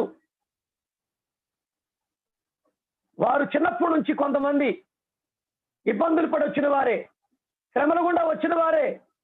ఒక్కొక్కరు సాక్ష్యం చెప్పటం ప్రారంభిస్తే నిజంగా నీకు అనిపించింది, నిజమేనా? అయితే నాకు కలిగిన శ్రమలు ఎంతటివి అని అనిపించింది నీకు. అంటే నీకు ఇతరులు పడేటువంటి బాధలు నీకు తెలియదు కనుక నీకేమనిపించింది అంటే నువ్వు పడేటువంటి బాధలే గొప్ప అనుకుంటా. కానీ వాడు గుర్తుపెట్టుకోవాలి, ఉదయం నీకు వచ్చేటువంటి శ్రమలు నిన్ను పరీక్షించటానికి. కానీ వాటిని బట్టి నువ్వు ఆశ్చర్యపడొద్దు, ఏదో వింతగా నువ్వు భావించొద్దు. తర్వాత గమనిద్దాం, శ్రమలు వచ్చినప్పుడు ఏం జరుగుతుంది, మన జీవితంలో ఇబ్బంది పడుతున్నప్పుడు ఏం జరుగుతుంది? 13వ వాక్యం ఈ విధంగా రాయబడుతుంది, క్రీస్తు మహిమ బయలుపరచబడినప్పుడు మీరు మహదానందముతో సంతోషించు నిమిత్తము క్రీస్తు శ్రమలలో మీరు పాలివారైనంతగా సంతోషించుడి అంటున్నాడు. ప్రియ దేవుని బిడ్డలారా, ఒకసారి మనం జ్ఞాపకం చేసుకోవాలి, ఈ శ్రమలలో మనం ఏం చేయాలంటున్నాడంటే పౌలు గారు, మహదానందముతో సంతోషించాలంటే ఈ శ్రమలలో క్రీస్తు శ్రమలలో మీరు పాలివారయ్యున్నంతగా సంతోషించమంటున్నాడు. శ్రమలో ఏం చేయాలంట? సంతోషించాలంట. ఇది సాధ్యమేనంటారా? ఇది మనకి వల్ల అవుతుందంటారా? కొంచెం కష్టమే. శ్రమలు వచ్చినప్పుడు మనం సంతోషించడం కష్టమే. ఇప్పుడు కాలుకి పెద్ద గాయం అయింది, నవ్వగలమా? నవలేంగా. రక్తం కారుతుంది, నవలేంగా. మనిషికి దేవుడు బాధను వ్యక్తపరచడానికి, సంతోషాన్ని వ్యక్తపరచడానికి దేవుడు మనలో ఆ యొక్క ఫీలింగ్స్ని పెట్టాడు. మనకి దెబ్బ తగిలినప్పుడు ఏడుస్తాం, దుఃఖం వచ్చినప్పుడు ఏడుస్తాం, కాదంటలేదు. కానీ ఒక విషయాన్ని మనం గుర్తెరిగినప్పుడు మనం ఏం చేస్తామంటే సంతోషిస్తాం. ఏంటది? క్రీస్తు మహిమ బయలుపరచబడినప్పుడు మనం మనకు ఆనందమును సంతోషమును కలిగిద్ది అనేది సంతోషం. అది జ్ఞాపకం చేసుకున్నప్పుడు మనం తప్పకుండా సంతోషించగలుగుతాం. దానికి ఒక ఎగ్జాంపుల్ యేసుక్రీస్తు ప్రభువారే పరిశుద్ధ గ్రంథంలో చెప్పారు. ప్రెగ్నెంట్ లేడీని గురించి చెప్పాడు యేసు ప్రభువారు. గర్భవతి, గర్భిణీ స్త్రీ. చూడండి ఒక్కసారి యోహాను సువార్త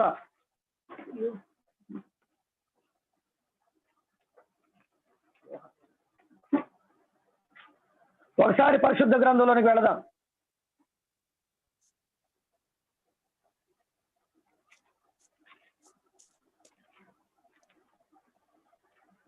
పరిశుద్ధ గ్రంథంలో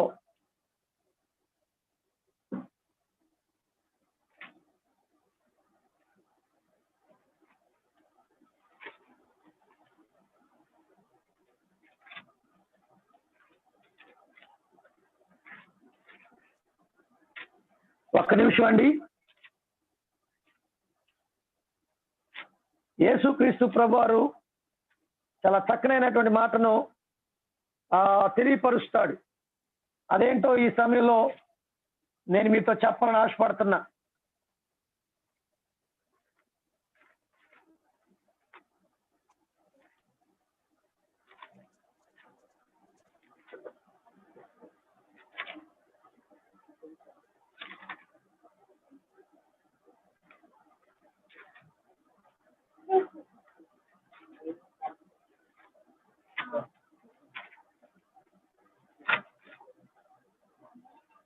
యోహాను సువార్త 16వ అధ్యాయము 20వ వచనం. యోహాను సువార్త 16వ అధ్యాయం 20వ వచనం. మీరు ఏడ్చి ప్రలాపింతురు, కానీ లోకము సంతోషించును. మీరు దుఃఖించురు గాని మీ దుఃఖము సంతోషమగునని మీతో నిశ్చయముగా చెప్పుచున్నాను. స్త్రీ ప్రసవించినప్పుడు ఆమె గడియ వచ్చును గనుక ఆమె వేదన పడును. అయితే శిశువు పుట్టగానే లోకమందు నరుడొకడు పుట్టినను సంతోషము చేత ఆమె ఆ వేదన మరి జ్ఞాపకం చేసుకొనదు. అటువలే మీరును ఇప్పుడు దుఃఖపడుచున్నారు గాని మిమ్మల్ని మరలా చూచెదను. అప్పుడు మీ హృదయం సంతోషించును, మీ సంతోషమును ఎవడునూ మీ యొద్ద నుండి తీసివేయడు.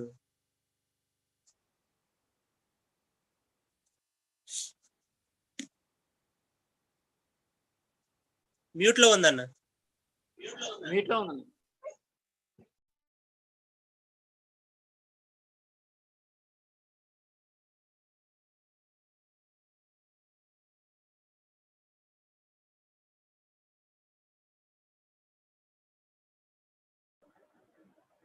ఒకసారి మనం ఈ వాక్యాన్ని చాలా జాగ్రత్తగా గమనించగలిగితే,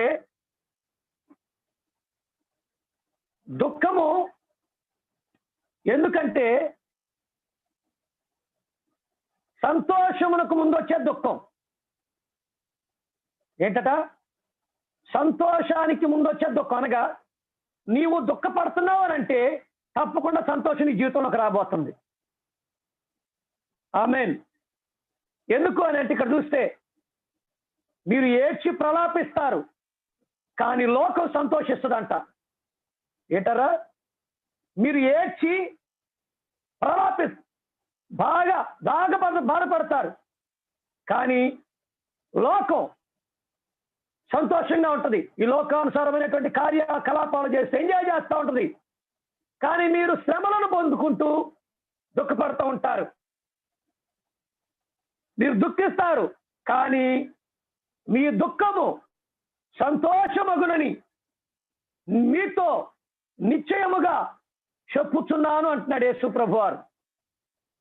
యేసుప్రభువారు మీ దుఃఖం అలానే ఉంటుందని చెప్పటంలా, మీ దుఃఖము తప్పకుండా సంతోషముగా మార్చబడేటువంటి దినాలు రాబోతున్నాయి. దానికి ఒక ఎగ్జాంపుల్ ఏం చెప్పాడంటే, గర్భవతి అనే స్త్రీ గురించి చెప్పాడు. స్త్రీ ప్రసవించినప్పుడు ఆమె గడియ వచ్చను గనక ఆమె వేదన పడును అన్నాడు. గుర్తుపెట్టుకోండి. ఎందుకు వేదన పడుతుందంట ఆమె? ఎందుకు బాధపడుతుందంట ఆమె? గర్భిణీ స్త్రీ ఆమె గడియ వచ్చిందంట. ప్రసవించే గడియ అనగా సంతోషకరమైనటువంటి సమాచారాన్ని వినేటువంటి గడియ వచ్చింది. తన ద్వారా ఈ లోకములోనికి ఒక నరుడు రావాల్సినటువంటి గడియ వచ్చింది. ఆ టైంలో ఆమె వేదన కలిగి ఉంటుందని చెప్తున్నాడు యేసుప్రభువారు. ఆమె గడియ వచ్చింది గనక ఆమె వేదన పడును. అయితే శిశువు పుట్టగానే లోకముందు నరుడు ఒకడు పుట్టెనని సంతోషము చేత ఆమె ఆ వేదనను జ్ఞాపకం చేసుకోదంట. హల్లెలూయా.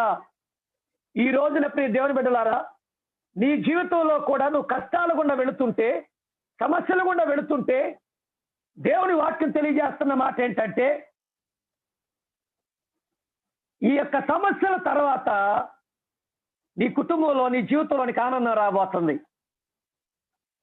ఆనందం వచ్చినప్పుడు ఇంతవరకు నువ్వు పడినటువంటి కష్టాన్ని మర్చిపోతావు. ఒక స్త్రీ గర్భవతిని స్త్రీ కూడా అలానే చేస్తంట. యేసయ్య చెప్పాడు.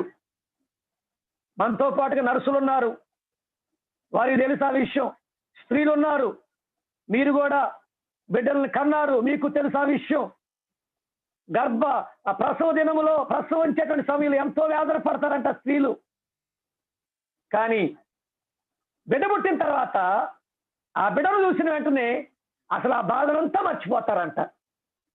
యేసయ్య చెబుతుంది అదేనండి. నీ జీవితంలో ఇప్పుడు చాలా బాధపడుతున్నావు, నీ జీవితంలో ఇప్పుడు చాలా దుఃఖపడుతున్నావు, కానీ ఈ సమయంలో కూడా నువ్వు సంతోషించవలసిన విషయం ఏంటంటే దేవుడు తన మహిమతో రాబోతున్నాడు. ఆ రోజున నీవు నేను ఆయనతో పాటుగా ఉండబోతున్నాం. హల్లెలూయా. ఆ నిత్య రాజ్యంలోనికి మనం వెళ్ళబోతున్నాం. ఆ పరలోక రాజ్యంలో క్రీస్తుతో పాటు మనం ఉండబోతున్నాం. అక్కడ కన్నీరు ఉండదు, దుఃఖం ఉండదు, వేదన ఉండదు. అక్కడ నిత్యము సంతోషమే. హల్లెలూయా. ఒకవేళ నీవు గాని నాకు అది వద్దులేండి, ఈ భూమి మీద సంతోషం కావాలనుకుంటే ఈ భూమి మీద ఒకవేళ బ్రతికి ఎంతకాలం బ్రతుకుతావు? 70 సంవత్సరాలు, లేకుంటే అధిక బలం 80 సంవత్సరాలు. తర్వాత నువ్వు మరణిస్తావు. మరణించిన తర్వాత ఎక్కడికి వెళ్తావు? ఈ భూమి మీద సంతోషం కావాలనుకొని యేసుక్రీస్తు ప్రభువారు అక్కర్లేదులేండి, యేసుక్రీస్తు ప్రభువారి కొరకు నేను బాధలు అనుభవించలేనులేండి అని ఒకవేళ నువ్వు ఈ లోకానుసారమైనటువంటి కార్యకలాపాలలో ఎంజాయ్ చేయాలని ఆశపడితే ఎంజాయ్ చేయి. కానీ చనిపోయిన తర్వాత క్రీస్తుతో పాటు నువ్వు పరలోకంలో ఉండలేవు. ఆ నిత్య సంతోషం ఇక పరలోకంలో దుఃఖం అనేది రానే రాదు, ఉండనే ఉండదు, కన్నీరు ఉండదు. కానీ నరకంలో పడిపోతావు, ఇక అక్కడ సంతోషమే ఉండదు నరకంలో. అయితే అది మనం జ్ఞాపకం చేసుకోవాలి ఈ సమయంలో. ఎప్పుడైతే ఆ విషయాన్ని మన మనసులో పెట్టుకోగలుగుతామో అప్పుడు మనం ప్రభువుని స్తుతించగలం. సమస్యల్లో కూడా అప్పుడు ప్రభుని గణపరచగలం. ఇబ్బందుల్లో కూడా బాధ వచ్చింది, నేను రాదంటలేదు, కానీ ఆ బాధ వచ్చిన వెంటనే దేవుని వాక్యాన్ని మనం జ్ఞాపకం చేసుకున్నప్పుడు, దేవుని వాక్యాన్ని మన హృదయంలో భద్రపరుచుకున్నప్పుడు ఏం జరిగింది ప్రియ దేవుని బిడ్డలారా అంటే మనం సంతోషించగలుగుతాం. ఓకే, ఈ సమస్య ఎంతకాలం ఉండిద్దిలే, ఈ బాధ ఎంతకాలం ఉండిద్దిలే అని సంతోషిస్తాం.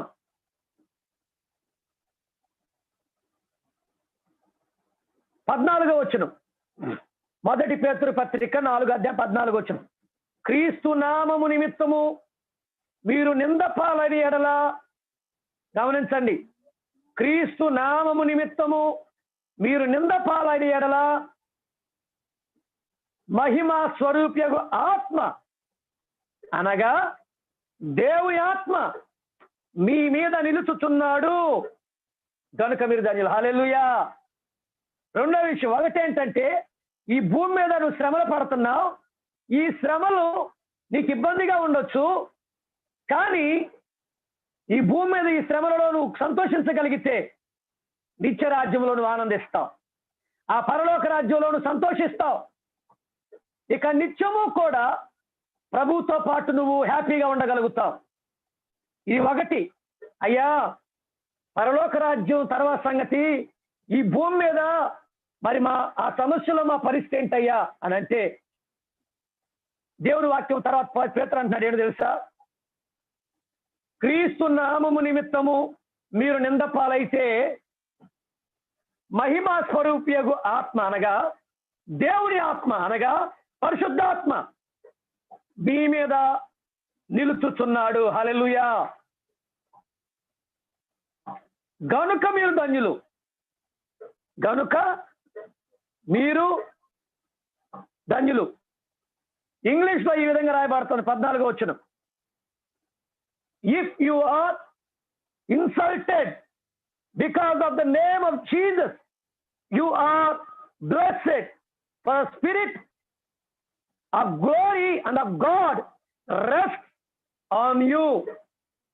చక్కని మాట ఏంటంటే మొట్టమొదటి గుర్తుపెట్టుకోవాల్సింది, క్రీస్తు నామము నిమిత్తం మీరు నిందల పాలైతే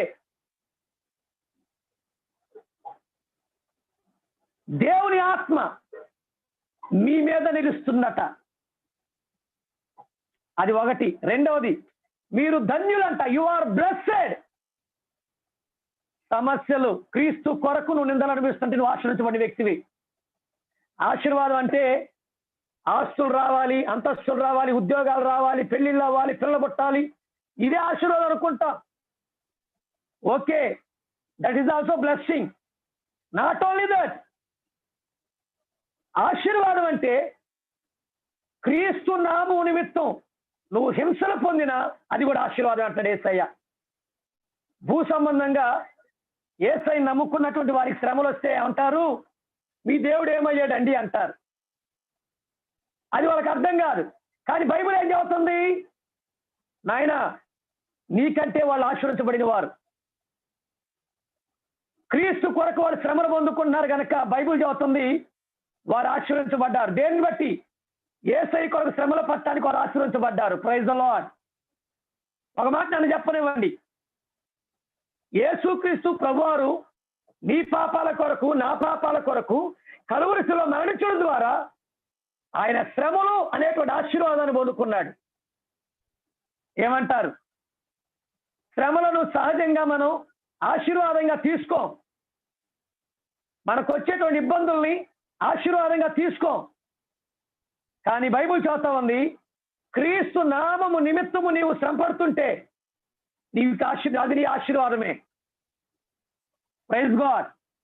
అది ఒకటైతే, రెండోది అంటున్నాడు, శ్రమలు పడేటప్పుడు సహజంగా మనతో ఎవరు ఉండరు. ఏమంటారు? శ్రమలు వచ్చినప్పుడు ఎవరు మనతో ఉండరు. మనం ఆరోగ్యంగా ఉన్నప్పుడు, మనకు ఉద్యోగం ఉన్నప్పుడు, మనకు బాగా డబ్బులు ఉన్నప్పుడు అందరూ మనతో ఉంటారు. కానీ మనకి ఏదైనా సమస్య వస్తే ఎవరు మనతో ఉండరు. కానీ పరిశుద్ధ గ్రంథం తెలియజేస్తుంది, క్రీస్తు నామము నిమిత్తం నువ్వు శ్రమలు పడుతుంటే, నీకు నిందలు వస్తా ఉంటే, అందరిని విడిచిపెట్టి వెళ్ళిపోతుంటే దేవుని ఆత్మ నీ మీద నిలుచుచున్నాడు. హల్లెలూయా, ఆమేన్. అందరూ నిన్ను విడిచిపెట్టి నిన్ను ఒక దోషిగా, నిన్ను ఒక అపరాధిగా, నిన్ను ఒక కుట్రదారుడుగా, నిన్ను ఏదో ఒక ఏమంటారు, ఒక అంటరాని వాడిగా చూస్తూ, నిన్ను ఒక పాపిగా చూస్తూ, నువ్వేదో తప్పు చేసినట్టుగా చూస్తూ నిన్ను అందరూ విడిచిపెట్టి వెళుతుంటే నా యేసయ్య చెబుతున్నాడు, పరిశుద్ధాత్మ దేవుడు నీ మీద నిలుస్తూ ఉన్నాడు. అనగా నిన్ను ఆయన తన ఆత్మతో కవర్ చేస్తున్నాడు, కప్పుతున్నాడు. హల్లెలూయా. దేవుని బిడ్డలారా, ఈ ఉదయ కాలంలో జ్ఞాపకం చేసుకో. తర్వాత ఇంకొంచెం ముందుకు వెళితే 15వ వచనం, మీలో ఎవడును నరహంతకుడు గాని, చూడండి, నరహంతకుడుగా గాని, దొంగగా గాని, దుర్మార్గుడుగా గాని, పరుల జోలికి పోవాడుగా గాని బాధ అనుభవింప తగదు. పేతురు గారు అంటున్నారు, నీకు క్రీస్తు నామము నిమిత్తం నిందలు వస్తే, శ్రమలు వస్తే నువ్వు ధన్యుడివి, నువ్వు ఆశ్రయించబడిన వ్యక్తివి. ఆ సమయంలో దేవుని ఆత్మ నీ మీద ఉంటుంది, దేవుని ఆత్మ నిన్ను కప్పుతుంది. కానీ నరహంతకుడుగా గాని, దొంగగా గాని, దుర్మార్గుడుగా గాని, పరుల జోలికి పోవాడిగా గాని నువ్వు బాధపడుతూ ఉంటే దేవుని ఆత్మ నీ మీద ఉండలేదు. దేవుని ఆత్మ నీ మీద ఉండలేదు. గమనించండి, కొంతమంది హత్యలు చేస్తారు, హత్యలు చేసి దేవుడు నాతో ఉన్నాడు అనుకుంటారు. బైబిల్ చెబుతున్నది తెలుసా, నరహంతకుడుగా నువ్వు బాధపడతా ఉంటే అంటే దాని అర్థం, ఒకవేళ యేసుక్రీస్తు ప్రభువును నమ్ముకోక మునుపు హత్యలు చేసే వారు చాలా మంది ఉన్నారు. వారు ఆ జనం తెలియక తప్పు చేశారు, తరువాత యేసయ్యను నమ్ముకున్నారు, యేసు దగ్గర పశ్చాత్తాపడ్డారు, క్షమించాడు. కానీ కొంతమంది అసలు ఎవరిని లెక్క చేయడు, దేవుడిని కూడా లెక్క చేయకుండా హత్యలు చేస్తూ ఉంటారు. అటువంటి వారి మీద దేవుని ఆత్మ ఉండదండోయ్. హత్యలు చేసేవారు దేవుని ఆత్మ ఉండదు. హత్యలు చేసేవారితో దేవుడు ఉండడు. దేవుడు హత్యలు చేయించడు. రెండవది, దొంగలతో దేవుడు ఉండడు. దొంగలతో దేవుడు ఉండడు. దొంగలంటే మనం అనుకుంటాం నరహత్య అంటే ఓకే, దాని అర్థం చంపటమే. ఆధ్యాత్మికంగా గమనిస్తే నరహత్య అంటే ఏంటో తెలుసా? ఎదుటి వ్యక్తిని గాయపరచడం మాటల చేత. కొంతమంది అంటారు వాడు అన్న మాట వల్ల నేను చచ్చిపోయాను అంటారు కొంతమంది. ఆ మాటకి నేను చచ్చిపోయా అంటే దాని అర్థం ఏంటి? నువ్వేం చంపలా కత్తి తీసుకొని వాళ్ళని, కానీ నీ మాటల చేత వాళ్ళని చంపేశావు అంటే ఇప్పుడు హత్య చేసినట్టేనా కాదా? నువ్వు నరహంతకుడువా కాదా? నరహంతకురాలువా కాదా? కొంతమంది అనే మాటలు కొంతమందిని ఎంతగా గాయపరుస్తాయి అంటే ఆ మాట అన్నారు, ఇక్కడ చచ్చిపోయినట్టే లెక్క అయిపోయింది. ఎస్, నరహత్య అలాగా మాటల చేత బాధపరిచేటువంటి వారి మీద దేవుడు ఉండడు. మాటల చేత దుఃఖపరిచేటువంటి వారితో దేవుడు ఉండడు. రెండవది, దొంగలతో దేవుడు ఉండడు. దొంగలతో దేవుడు ఉండడు. దొంగలంటే సహజంగా మనం పెద్ద పెద్ద గజ్జి దొంగల గురించి ఆలోచిస్తాం, కానీ కొన్నిసార్లు మనలో కూడా లక్షణం బయటపడతా ఉంటది. ఏంటండి? మనలో కూడా దొంగ లక్షణం బయటపడ. దొంగతనం అంటే ఏంటి? దొంగతనం అంటే ఏంటి అసలు అర్థం? మీ ఇంట్లోనే నీ భర్తకు తెలియకుండా నువ్వు డబ్బులు తీసుకొని దాచిపెట్టావు. ఆ దొంగతనం కాదంటారా? కొంతమంది ఏమంటారంటే తెలియగా ఆ దొంగతనం పాస్ గారు మా ఆయన ఎత్తబడితే అట్ట ఖర్చు పెడుతున్నాడు అందుకే దాచిపెట్టానంటారు. మెయిన్ అక్కడ అంటే దేవుని నమ్మిన కుటుంబాల గురించి నేను ప్రక్కన పెడదాం. దేవుని నమ్మిన కుటుంబాల గురించి నేను మాట్లాడుతున్నా. ఇప్పుడు భార్య భర్తల మధ్య సమాధానం ఉందనుకోండి, ఒకరి మీద ఒకరికి నమ్మకం ఉందనుకోండి, భార్య అడిగిద్ది ఏమండి కొంత డబ్బులు నాకు ఇవ్వండి అంటే భర్త ఇవ్వడా? నా భార్య నేను ఇచ్చిన డబ్బుల్ని ఖర్చు పెట్టదు వ్యర్థంగా అని తప్పుకుని నీ డబ్బులు ఇస్తాడు. అప్పుడు ఆ డబ్బులు దాచిపెట్టు. నీ భర్తకు శాలరీ వచ్చినప్పుడల్లా ఓకే, నీవు మీ ఆయన తెలియకుండా జేబులో నుంచి కొంత తీసి అది కూడా నువ్వు మంచి కొరకు ఉపయోగిస్తున్నావు. తర్వాత నీ పిల్లల కొరకు ఇంటి కొరకు ఉపయోగిస్తున్నావు, కానీ తెలియకుండా తీసుకుంటున్నావు. తప్పు కదా? అది కూడా నేరమే కదా? అది కూడా పాపమే కదా? పాపమే. దొంగగా అడుగు, ఏమండి కొంత డబ్బులు ఇవ్వండి దాచిపెడదాం, ఎందుకంటే రేపు అవసరం వచ్చి మనకు ఉండాలి కదా. భర్తలు మీరు కూడా గుర్తుపెట్టుకోండి, మీ భార్యలకి కొంత ధనాన్ని ఇస్తూ ఉండండి, వారు కూడా వాటిని భద్రపరుస్తారు. రేపు మనకే ఉపయోగకరంగా వాళ్ళు వాటిని ఇస్తారు. కనుక భార్యలు ఇంకోటి నేను ఇప్పుడు మరొక విషయం జ్ఞాపకం చేస్తా చూడండి. అసలు భార్యలకి భర్తకు తెలియకుండా డబ్బులు తీసుకోవాల్సిన అవసరం ఏముంది? ఇప్పుడు భర్త భార్యను ప్రేమించి కొంత డబ్బులు ఇస్తా ఉన్నాడు అనుకోండి, భార్య నీ జేబులో నుంచి నీకు తెలియకుండా డబ్బులు తీసుకునే పరిస్థితి ఏర్పడిద్దా తనకి? ఇప్పుడు ఏమైపోయిందంటే అన్ని ఏందండి ఆన్లైన్. ఇదివరకైతే శాలరీ చేతికొచ్చేది, ఇంటికి వచ్చిన తర్వాత భర్త భార్యకి కొంత ఇంట్లో ఖర్చుల కొరకు ఇచ్చేవాడు, కూరగాయల కొరకు ఇచ్చేవాడు, పిల్లలకి ఏదైనా అవసరం అయితే ఇచ్చేవాడు. భార్య ఏం చేసేదంటే దానిలో కొంత ఖర్చు పెట్టి జాగ్రత్తగా భర్త ఇచ్చిన దాంట్లోనే జాగ్రత్త చేసేది. ఇప్పుడు అవకాశం లేదు. ఇప్పుడు ఏమవుతుంది? ఏటీఎంలు వచ్చినాయి, అన్ని ఏటీఎంలో ఉండిపోతున్నాయి. ఏటీఎంలో ఉండటం వలన భర్త కరెక్ట్ గా ఎంత కావాలో అంత తీసుకొస్తున్నాడు. ఇంకో మాట అంటారు భర్తలో, నీకు కావాల్సిన అన్ని తీసుకొస్తున్నాను, ఇంట్లో నేను ఎంటాను తీసుకొస్తున్నాను, నీకు బట్టలకు కొనిస్తున్నాను, పిల్లలకు కొనిస్తున్నాను, ఇంకా నీకు డబ్బులు ఏం అవసరం అంటారు కొన్నిసార్లు. అవసరం ఉండదంటారా? ఏమో నువ్వు ఉద్యోగానికి వెళ్తావు, ఉద్యోగానికి వెళ్ళినప్పుడు ఇంటి ముందుకి ఏదో బండి వస్తుంది, పిల్లలకు కొని పెట్టాలనిపిస్తుంది, లేకుంటే ఇంట్లో ఏదన్నా చిన్న చిన్న వస్తువులు తీసుకోవాలనిపిస్తుంది. ఆ టైంలో నీకు ఫోన్ చేసి, ఏమండి డ్యూటీలోంచి తొందర రండి, కొన్ని వస్తువులు తీసుకోవాలని చెప్పి పిలుస్తుందా? ఇప్పుడు గమనించండి, పురుషులు కూడా, భార్యలు ఎవరు కూడా నాకు తెలిసి దుబారా ఖర్చులు చేయరు. వారు తప్పకుండా వారి భర్త గురించి, బిడ్డల గురించి ఆలోచిస్తారు. లేకపోతే తన తల్లికో తన చెల్లెల గురించో వాళ్ళు ఆలోచిస్తూ ఉంటారు. తప్పేం లేదు, వారు నష్టమేం చేయట్లేదుగా. నేను ఇచ్చే సలహా పురుషులకి, పురుషులు ఇంకోటి, పురుషులు ఏం చేస్తారంటే డబ్బులు జేబులో పెట్టుకుంటారు, దాని ఎంత పెట్టుకుంటారో కూడా మర్చిపోతారు కొన్నిసార్లు. కొంతమంది బాగా గుర్తుండిదిలేండి, కొంతమంది మర్చిపోతారు.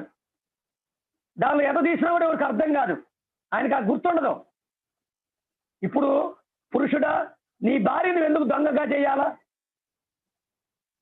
అదే నీ భార్యకి నువ్వు చక్కగా కొంత డబ్బులు ఇచ్చి, ఇదిగో నీకు ఏదైనా అవసరం వస్తే ఉపయోగించు అని చెప్పి తనకిస్తే, తను నీకు తెలియకుండా నీ జేబులో డబ్బులు తీసి దాచిపెట్టే పరిస్థితి రాదుగా. ఒకసారి ఆలోచించండి. కొంతమంది ఉంటారు, కొన్ని కుటుంబాలు ఉంటాయి, ఎలాగంటే డబ్బులు పర్సు ఉంటుంది, ఇద్దరు వాడుకుంటారు, భార్య వాడుకుంటుంది, భర్త వాడుకుంటారు. అది మంచిదేగా? గమనిద్దాం. దొంగ అంటే మనం పెద్ద గజ్జి దొంగలు అనుకుంటాం, కానీ చాలాసార్లు మన భార్యలు దొంగలుగా మారటానికి మనమే కారణమవుతున్నాం. నీకు తెలియకుండా వాళ్ళు డబ్బులు తీసుకోవటానికి కారణం కొన్నిసార్లు మనమే అవుతున్నాం. ఎందుకంటే వారికి అవసరమైన ధనాన్ని మనం ఇస్తే వారిని జేబులో నుంచి తీసుకోరుగా. ఇప్పుడు జేబులో తీసుకోవడానికి కూడా లేవులేండి, అన్ని ఏటీఎంలో ఉండిపోతున్నాయి. ఇప్పుడు పాపం భార్యకి ఏం అర్థం కాక ఏదైనా చిన్నది కావాలన్నా పెద్దది కావాలన్నా భర్తను అడగాలి. భర్త అంటాడు, ఎందుకు అంటాడు. కొన్ని అవసరాలు స్త్రీలకు ఉంటాయి, అన్నీ వారు చెప్పుకోలేరు, అన్నిటికీ ఎవరైనా ఇవ్వలేరు కదా. దొంగలతో దేవుడు ఉండడు. ఎవరితోటి? భార్యలారా, ఒకవేళ మీ భర్తలు మీకు డబ్బులు ఇవ్వకపోతే ప్రార్థన చేయండి. తొందరపడి వాళ్ళ జేబులో డబ్బులు తీసుకోబాకండి, వాళ్ళ పర్సులో డబ్బులు తీబాకండి. ప్రార్థన చేయండి, యేసయ్యా నా భర్తతో మాట్లాడి నాకు డబ్బులు ఇచ్చే విధంగా సహాయం చేయని ప్రార్థన చేయండి. తప్పకుండా నీ భర్తకు మంచి మనసు ఇచ్చి ఆ డబ్బులు ఇచ్చేటట్లుగా దేవుడు సహాయం చేస్తాడు. అంతేగాని ఇప్పుడు మనసులో ఒక బాధ, ఇంకో మాట చెప్తున్నా చూడండి. నీ భర్త నిన్ను ఎంతగానో నమ్ముతున్నాడు, ఒకవేళ నువ్వు డబ్బులు తీసుకున్నావు తెలిసిందనుకో, రెండోసారి నుంచి చాలా జాగ్రత్తగా ఉంటాడు. ఎందుకు ఆ బాధ మనకి? నమ్ముదాం, ప్రార్థన చేద్దాం, ప్రభు పైన ఆధారపడదాం. భర్తలు మీరు కూడా నా సలహా పాటించండి, మీకు మంచిది, మీ కుటుంబాలు సంతోషంగా ఉంటాయి. మీరు కూడా కొంత ధనాన్ని మీ భార్యలకు ఇవ్వండి, వాళ్ళ దగ్గర పెట్టుకోమనండి. వాళ్ళకు కూడా కొన్ని అవసరాలు ఉంటాయి. ఇంకో విషయం చెప్పనా, వారు డబ్బులు దాచుకున్నా ఎవరికి ఇస్తారో తెలుసా? నీ పెళ్లి రోజుకో పుట్టినరోజుకో నీకే బట్టలు కొనిస్తారు, నీకే గిఫ్ట్లు తెచ్చిస్తారు వాళ్ళు. అది వాళ్ళ ఉన్నటువంటి గొప్ప విషయం. మనమే ఏం చేస్తామంటే కొన్నిసార్లు పెళ్లి రోజైనా పుట్టినరోజైనా మనకు గుర్తుండదు మన భార్యలదే, వాళ్ళ గిఫ్ట్లు కూడా కొనియ్యం. ఏమంటాం తెలుసా? ఎందుకులే మొన్నేగా కొత్త చీర తీసుకున్నాం అంటాం, మళ్ళీ ఇప్పుడు కొత్త చీర ఎందుకు అంటారు. కానీ భార్య అలా అనుకోదు. ఏం చేస్తుంది? మొన్నే కొత్త డ్రెస్ తీసుకున్నా, మళ్ళీ నీకు పుట్టినరోజు వచ్చిందనుకో, ఆ రోజు కూడా కొత్త డ్రెస్ తీసుకుంటుంది నీకు. నేనేం చెబుతున్నానంటే, నీవు దేవుని కొరకు కాకుండా ఈ లోకానుసారమైనటువంటి వ్యక్తిగా నిందలు వస్తే, అవమానాలు వస్తే దేవుడు నీతో ఉండడు. దానిలో పేతురు గారు చెప్పిన విషయం ఏంటంటే, ఒకటి, నరహంతకుడుగా నువ్వు ఉంటే దేవుడు నీతో ఉండడం. రెండవది, దొంగగా నువ్వు ఉంటే దేవుడు నీతో ఉండడం. ఇంకో విషయం చేస్తాం, దొంగ అనే దానికి ఉద్యోగాలు చేసేటువంటి వారు జాగ్రత్తగా వినండి. మీ ఆఫీస్లో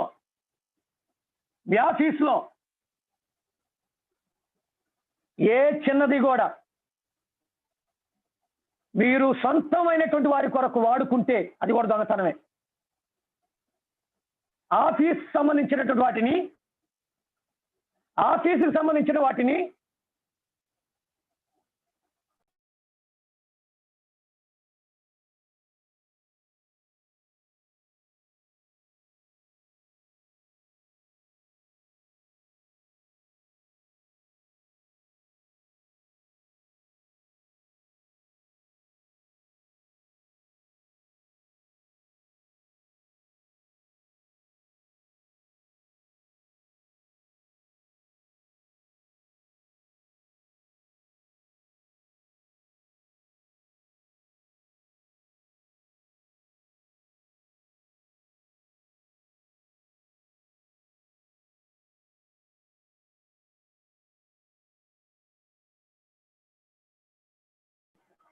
ఓకే, గమనించండి. ఒకవేళ మీరు ఉద్యోగాలు చేసేటువంటి వారు ఆ ఉద్యోగాలలో అది గవర్నమెంట్కి సంబంధించినవి కదా, గవర్నమెంట్కి సంబంధించినవి మనం తీసుకోకూడదుగా. ఆఫీసులో ఉపయోగించు, తప్పు లేదు, కానీ ఇంటికి తీసుకురావటం తప్పు. ఒకవేళ మీ అధికారులను అడిగి వాళ్ళ పర్మిషన్తో నువ్వు తెచ్చుకుంటే నో ప్రాబ్లం. కొంతమంది దొంగ లెక్కలు రాస్తూ ఉంటారు ఉద్యోగాల్లో, అది కూడా తప్పే, అది కూడా పాపమే. గమనించాలి. ఉదయకాల సమయంలో పరిశుద్ధ గ్రంథం తెలియజేస్తున్న మాట ఏంటంటే, దొంగగా నువ్వు ఉండకూడదు. నీ ఉద్యోగంలో కూడా, నీ ఉద్యోగం నువ్వు ఎక్కడికి వెళ్ళినా ఎవరిది నువ్వు ఆశించకూడదు. 10 ఆజ్ఞల్లో ఒకటేంటి?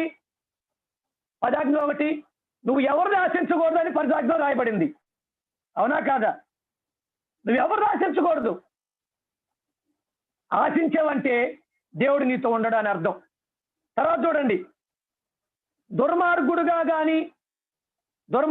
ఒకళ్ళుంటే దేవుడు మనతో ఉండడట. తర్వాత చూడండి, పరుల జోలికి పోవాడుగా కానీ నువ్వు బాధ అనుభవిస్తే దేవుడు నీతో ఉండడం.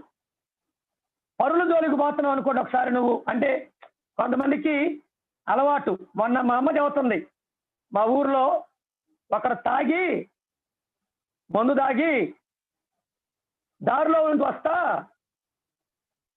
యవనస్తులు పాపం ఒక రెంట్కుంటున్నారంట వాళ్ళ ఇంటి దగ్గర. వాడు రూములోకి వెళ్ళి మరి చొక్కా కొట్టుకొని బయటికి రోడ్డు మీద తీసుకొచ్చి వాడిని భయంకరంగా కొట్టాడంట, రక్తం గారేటట్టుగా.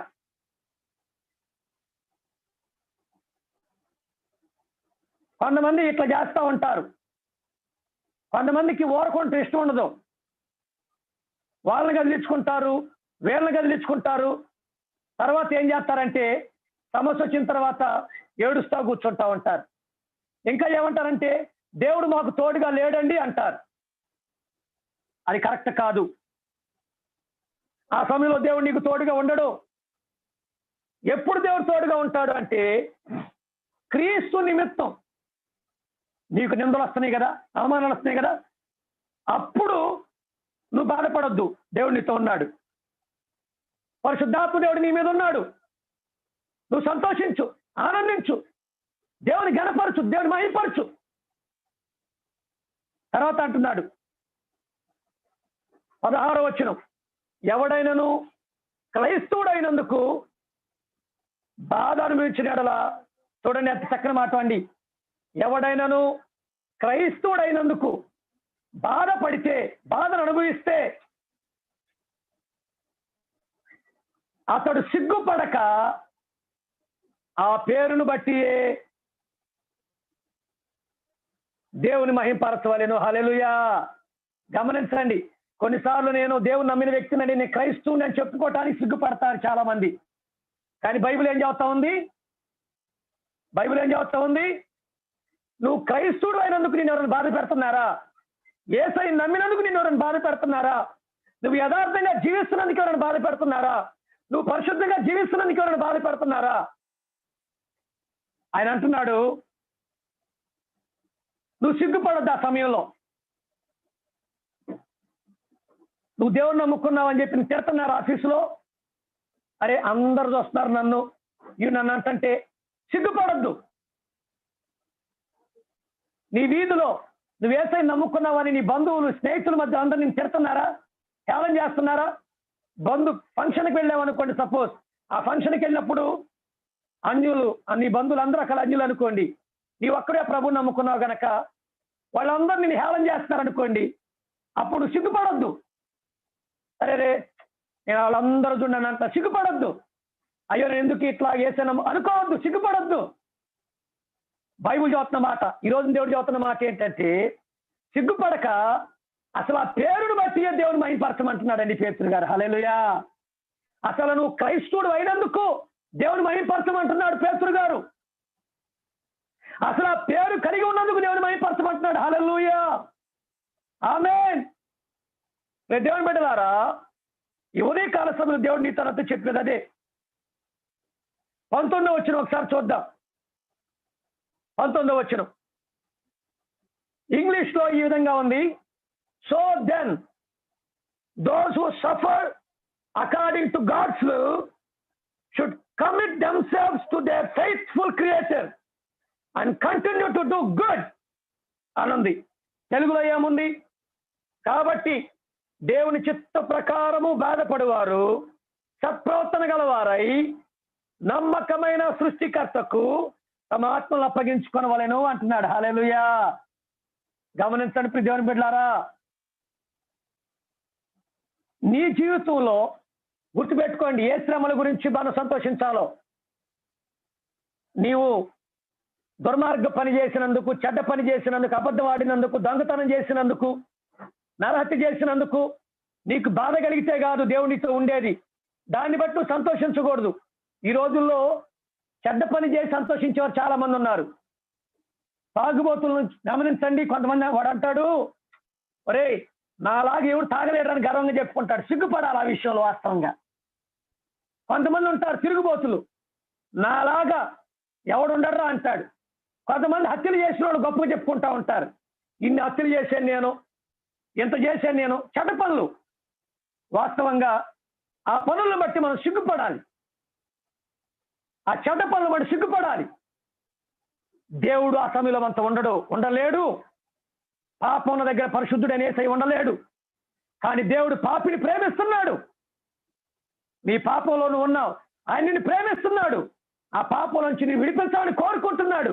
కానీ ఆ పాపములో నువ్వు ఉన్నావు గనక నీవు దానిని విడిపించబడాలని కోరుకుంటే యేసయ్య ఆ పాపం నుంచి నేను విడిపిస్తాడు. అది ఆయన గొప్ప విషయం. సో నీవు క్రీస్తు కొరకు నిందలు వచ్చితే, క్రీస్తు నిమిత్తం నీకు బాధలు వస్తే, క్రీస్తుని నమ్మినందుకు నీకు ఎవరన్నా అంటా ఉంటే, నీ ఉద్యోగంలో నువ్వు కరెక్ట్గా ఉంటున్నావు, నమ్మకంగా ఉంటున్నావు. నువ్వు నమ్మకంగా ఉంటున్నప్పుడు ఎవరైనా నేను తిడతంటే, దానియేలుకి అదే సమస్య ఎదురైంది కదా. దానియేలు తన ఉద్యోగులు యథార్థంగా ఉంటున్నాడు.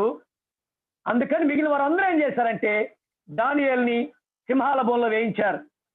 కానీ దానియేలు మాత్రం నమ్మకత్వాన్ని విడిచిపెట్ల, పరిశుద్ధతని విడిచిపెట్ల. ఏం జరిగింది? దానియేలును దేవుడు ఆ సింహాల బోనులో నుంచి విడిపించాడు. హల్లెలూయా.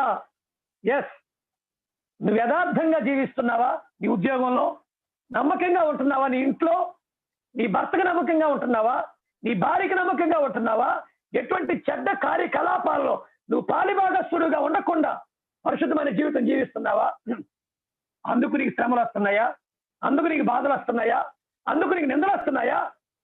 ఈ రాజు దేవుడు నన్ను చెప్పమన్న మాట, నీ మీద దేవుని ఆత్మ అనగా పరిశుద్ధాత్మ దేవుడు నిలిచి ఉన్నాడు. హల్లెలూయా, ఆమేన్. పరిశుద్ధాత్మ దేవుడు నీ మీద నిలిచి ఉన్నాడు. రెండవది ఏంటంటే, నీవు మంచి క్రియలు చేసుకుంటూ, చోరోచన మనం చదివినట్టుగా దైవ చిత్తానుసారమైనటువంటి ఈ శ్రమలలో గుండా వెళుతూ ఉన్నప్పుడు రెండవ పని చేయవలసింది ఏంటంటే నిన్ను నీవు దేవునికి అప్పగించు. 19వ వచనంలో ఉంది, you should commit themselves to their faithful creator and continue to do good. నమ్మకస్తుడైనటువంటి దేవునికి మనల్ని మనం అప్పగించుకోవాలి. హల్లెలూయా. ఆయన నమ్మకస్తుడు. నీ శ్రమలలో నీకు తోడై ఉంటాడు. అందరూ నీ శ్రమలో నేను విడిచిపెట్టి వెళ్ళిపోయినా నమ్మకమైన దేవుడు నీ శ్రమలో నీతో ఉంటాడు. నువ్వు మర్చిపోదు ప్రియ దేవుని బిడ్డలారా. హల్లెలూయా. నువ్వు బాధపడుతున్నావా? యేసయ్యను నమ్ముకున్నందుకు, పరిశుద్ధంగా జీవిస్తున్నందుకు నిన్ను హేళన చేస్తున్నారా, అవమానపరుస్తున్నారా? Don't worry. బాధపడద్దు, దిగులు పడద్దు. నువ్వు మంచిగా ఉంటున్నందుకే కదా నేను తిడుతున్నారు. అయితే దేవుడు నీతో ఉన్నాడు. రెండవది, నువ్వు దేవునికి అప్పగించుకో. మూడవది, సత్క్రియలు చేస్తానే ఉండి అన్నాడు. ఆమేన్, ఆమేన్. కంటిన్యూ టు డూ గుడ్ అన్నాడు. సత్ప్రవర్తన కలిగిన వారా, ఇంగ్లీష్ లో ఉంది కంటిన్యూ టు డూ గుడ్ అన్నాడు. అంటే మంచి నువ్వు చేస్తూ ముందుకు వెళ్ళి అంటున్నాడు. హల్లెలూయా. ఎవరో నిన్ను ఏదో అంటున్నారని చెప్పి, మంచి చేస్తున్నందుకు ఎవరో నిన్ను ఏదని అంటున్నారని చెప్పి నువ్వు మంచి చేయటం ఆపొద్దు. నువ్వు మంచి చేస్తూనే వెళ్ళమంటున్నాడు పేతురు గారు. హల్లెలూయా. నేను ఈ మంచి పని చేసినందుకు, నేను పరిశుద్ధంగా జీవించినందుకు అందరు నన్ను అవమానపరుస్తున్నారండి, హేళన చేస్తున్నారండి, ఎగతాళి చేస్తున్నారండి. No problem. నిన్ను నువ్వు ప్రభువుకి అప్పగించుకొని నీతో పరిశుద్ధాత్మ దేవుడు ఉన్నాడు అని గుర్తెరిగి నీవింకా మంచి పనులు చేస్తూ ముందుకు వెళ్ళు. దేవుడు తప్పకుండా నిన్ను దీవిస్తాడు.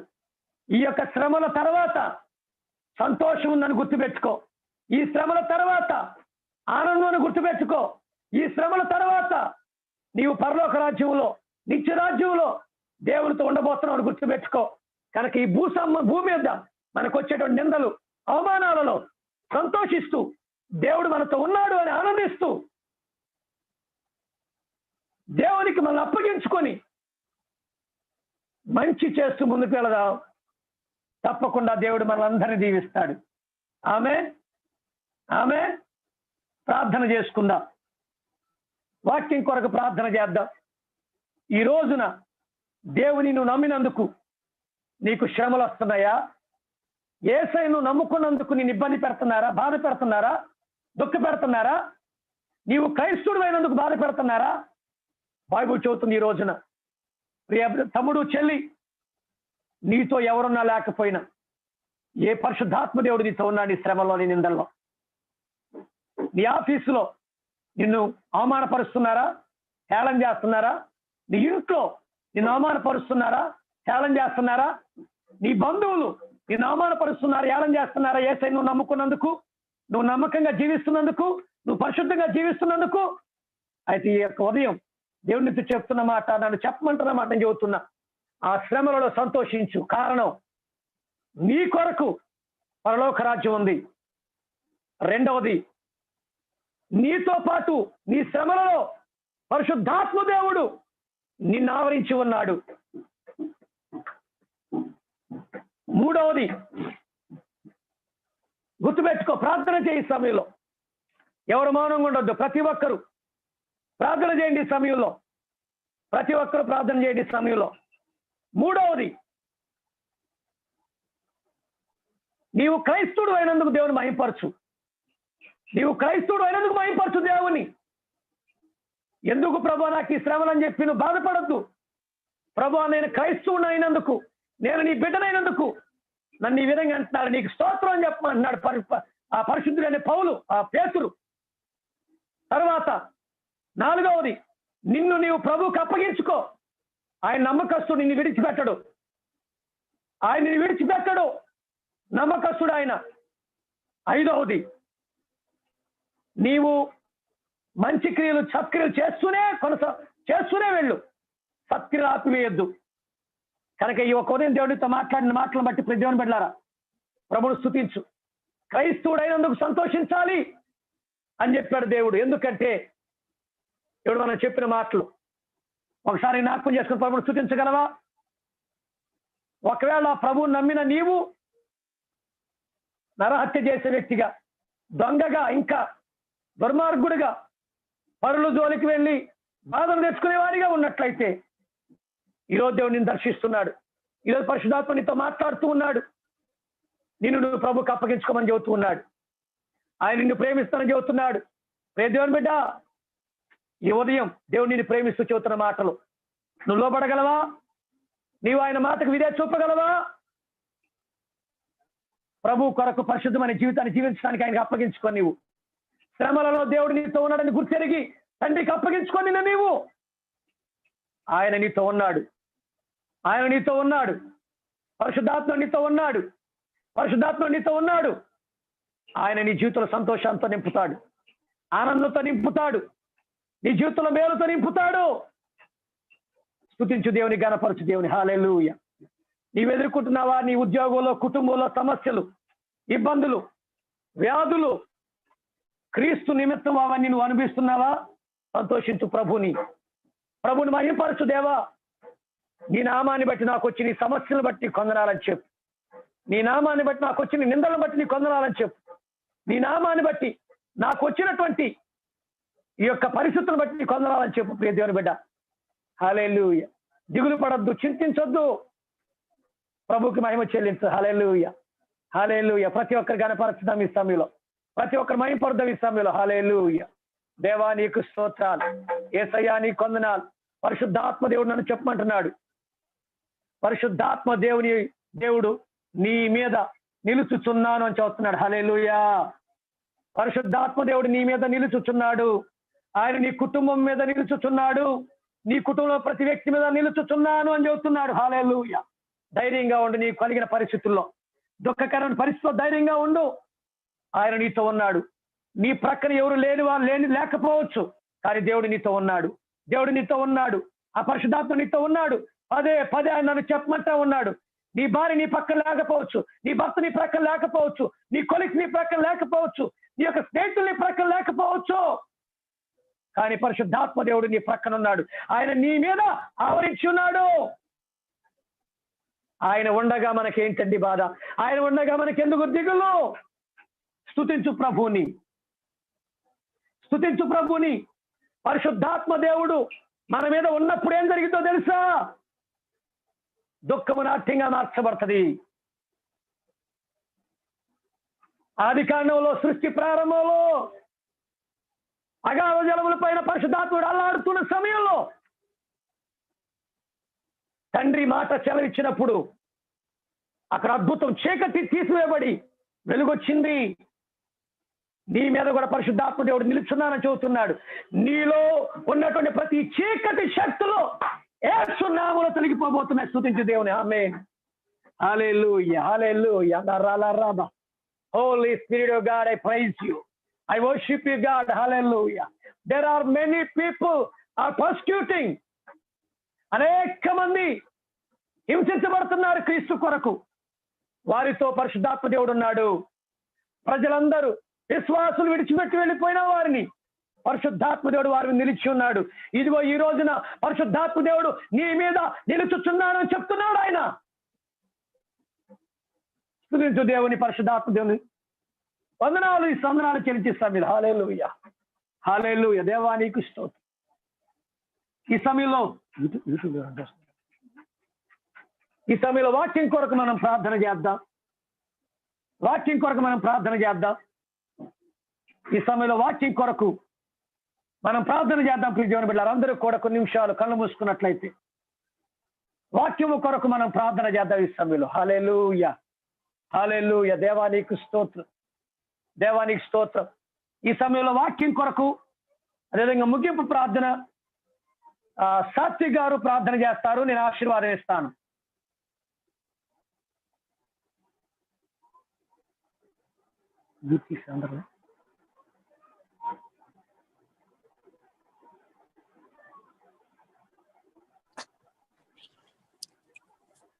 సాత్విక్ గారు ముగింపు ప్రార్థన చేస్తారు వాక్యం నిమిత్తము.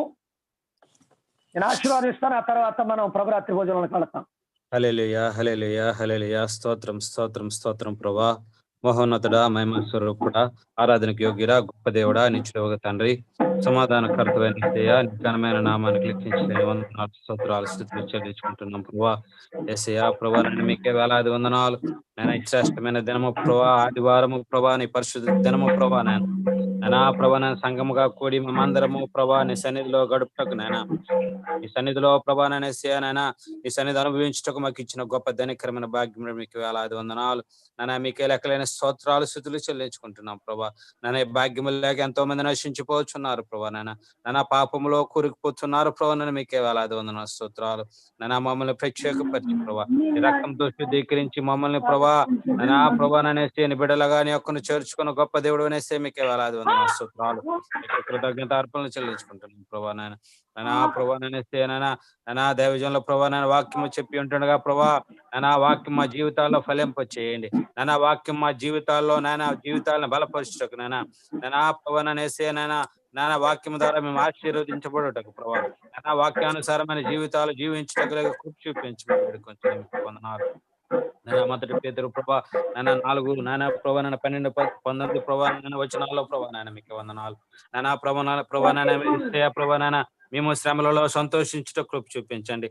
నీవే విధంగా అయితే ప్రభా శ్రమలలో ప్రభా సంతోషంగా ప్రభా ఏసయ్యా పాల్గొన్నావు ప్రభా. అటువంటి ప్రభా భాగ్యం మాకు దయచేసి వేడుకొంచున్నాం, మీకు వందనాలు. మీకు లెక్కలేని స్తోత్రాలు ప్రభా. ప్రభా సంతోషము ముందు ప్రభా దుఃఖం వస్తుందని చెప్పావు కదా ప్రభా. మీకు వందనాలు. అదే రీతిగా ప్రభా మీకే వేలాది వందనాలు. నాని కృపల మమ్మల్ని క్షణక్షణం భద్రపరిచి బలపరిచి దీవించి ఆశీర్వదించండి. ప్రభా ఎదుటి వారిన ప్రభా గాయపరిచే వారంగా ఉండకుండా ప్రభా ప్రభా మీకే వేలాది వందనాలు, స్తోత్రాలు. ప్రభా దొంగతనము ప్రభా అనేకమైన ప్రభా తప్పుడు ప్రభా ప్రవర్తనలు మాలో నుంచి తీసివేయండి ప్రభా. ఎలవేళనే కృప కాపుదల భద్రత క్షేమంలో దిల్లింపు చేయండి. ప్రభా నీకు సాక్షులముగా ప్రభా మీకే వేలాది వందనాలు, స్తోత్రాలు. ప్రభా పేతురు గారు చెప్పిన ప్రభా విషయాలు మేము ప్రభా మా జీవితాలు అవలంబించుకుని కృప చూపించండి, మీకు వేలాది వందనాలు. నీ కృప కాపుదల భద్రత క్షేమంలో వర్ధిల్లింపు చేయండి. ప్రభా మీకే వేలాది వందనాలు, స్తోత్రాలు. యేసయ్యా గొప్ప దేవుడు అనేసి మీకు వందనాలు. ప్రతి విషయంలో ప్రభా మా ఆలోచనలో ప్రభా మా క్రియల్లో ప్రభా మా తలంపుల్లో ప్రభా ప్రభా నీ నామానికి భయంకరం బిడ్డలుగా మేము జీవించడం కృప చూపించండి, మీకు వందనాలు. గొప్ప దేవుడు అనేస్తే మీకు వందనాలు. ప్రభా నిన్ను మేము కలిగి ఉన్నామంటే నీ కృప ప్రభా. మేము ఈ దినము ప్రభా నీ సన్నిధిలో గడుపుతున్నామంటే ప్రభా నీ కృప ప్రభా. మీకే వేలాది వందనాలు, స్తోత్రాలు. గొప్ప దేవుడు అనేస్తే మీకే కోటాను కోట్ల వందనాలు. మీకే లెక్కలేని స్తోత్రాలు. ప్రార్థన విన్నపంలో ప్రభాని పాస్ ఎందుకు చేర్చుకోమని వేడుకొంచున్నాం ప్రభా. ప్రభా ప్రతి ఒక్క విషయంలో మీరే తోడుగా నడిపించి నీ కృప కాపుదల భద్రత క్షేమం దయచేసి ప్రభా వాక్యానుసారమైన జీవితాలు మేము క్షణక్షణము జీవించగలిగే కృప చూపించి నా నామానికి మేము తెచ్చుకోమని మహిమా ఘనత ప్రభావాలు మీరే పొందుకున్నామని ముందున దినమంతట్లో మీరే తోడుగా నడిపించి నీ కృపలో వర్ధిల్లింపు చేసి నా నామానికి మేము తెచ్చుకోమని యేసునామమున ప్రదర్శన వేడుకొంచున్నామా పరలోకపు తండ్రి, ఆమేన్.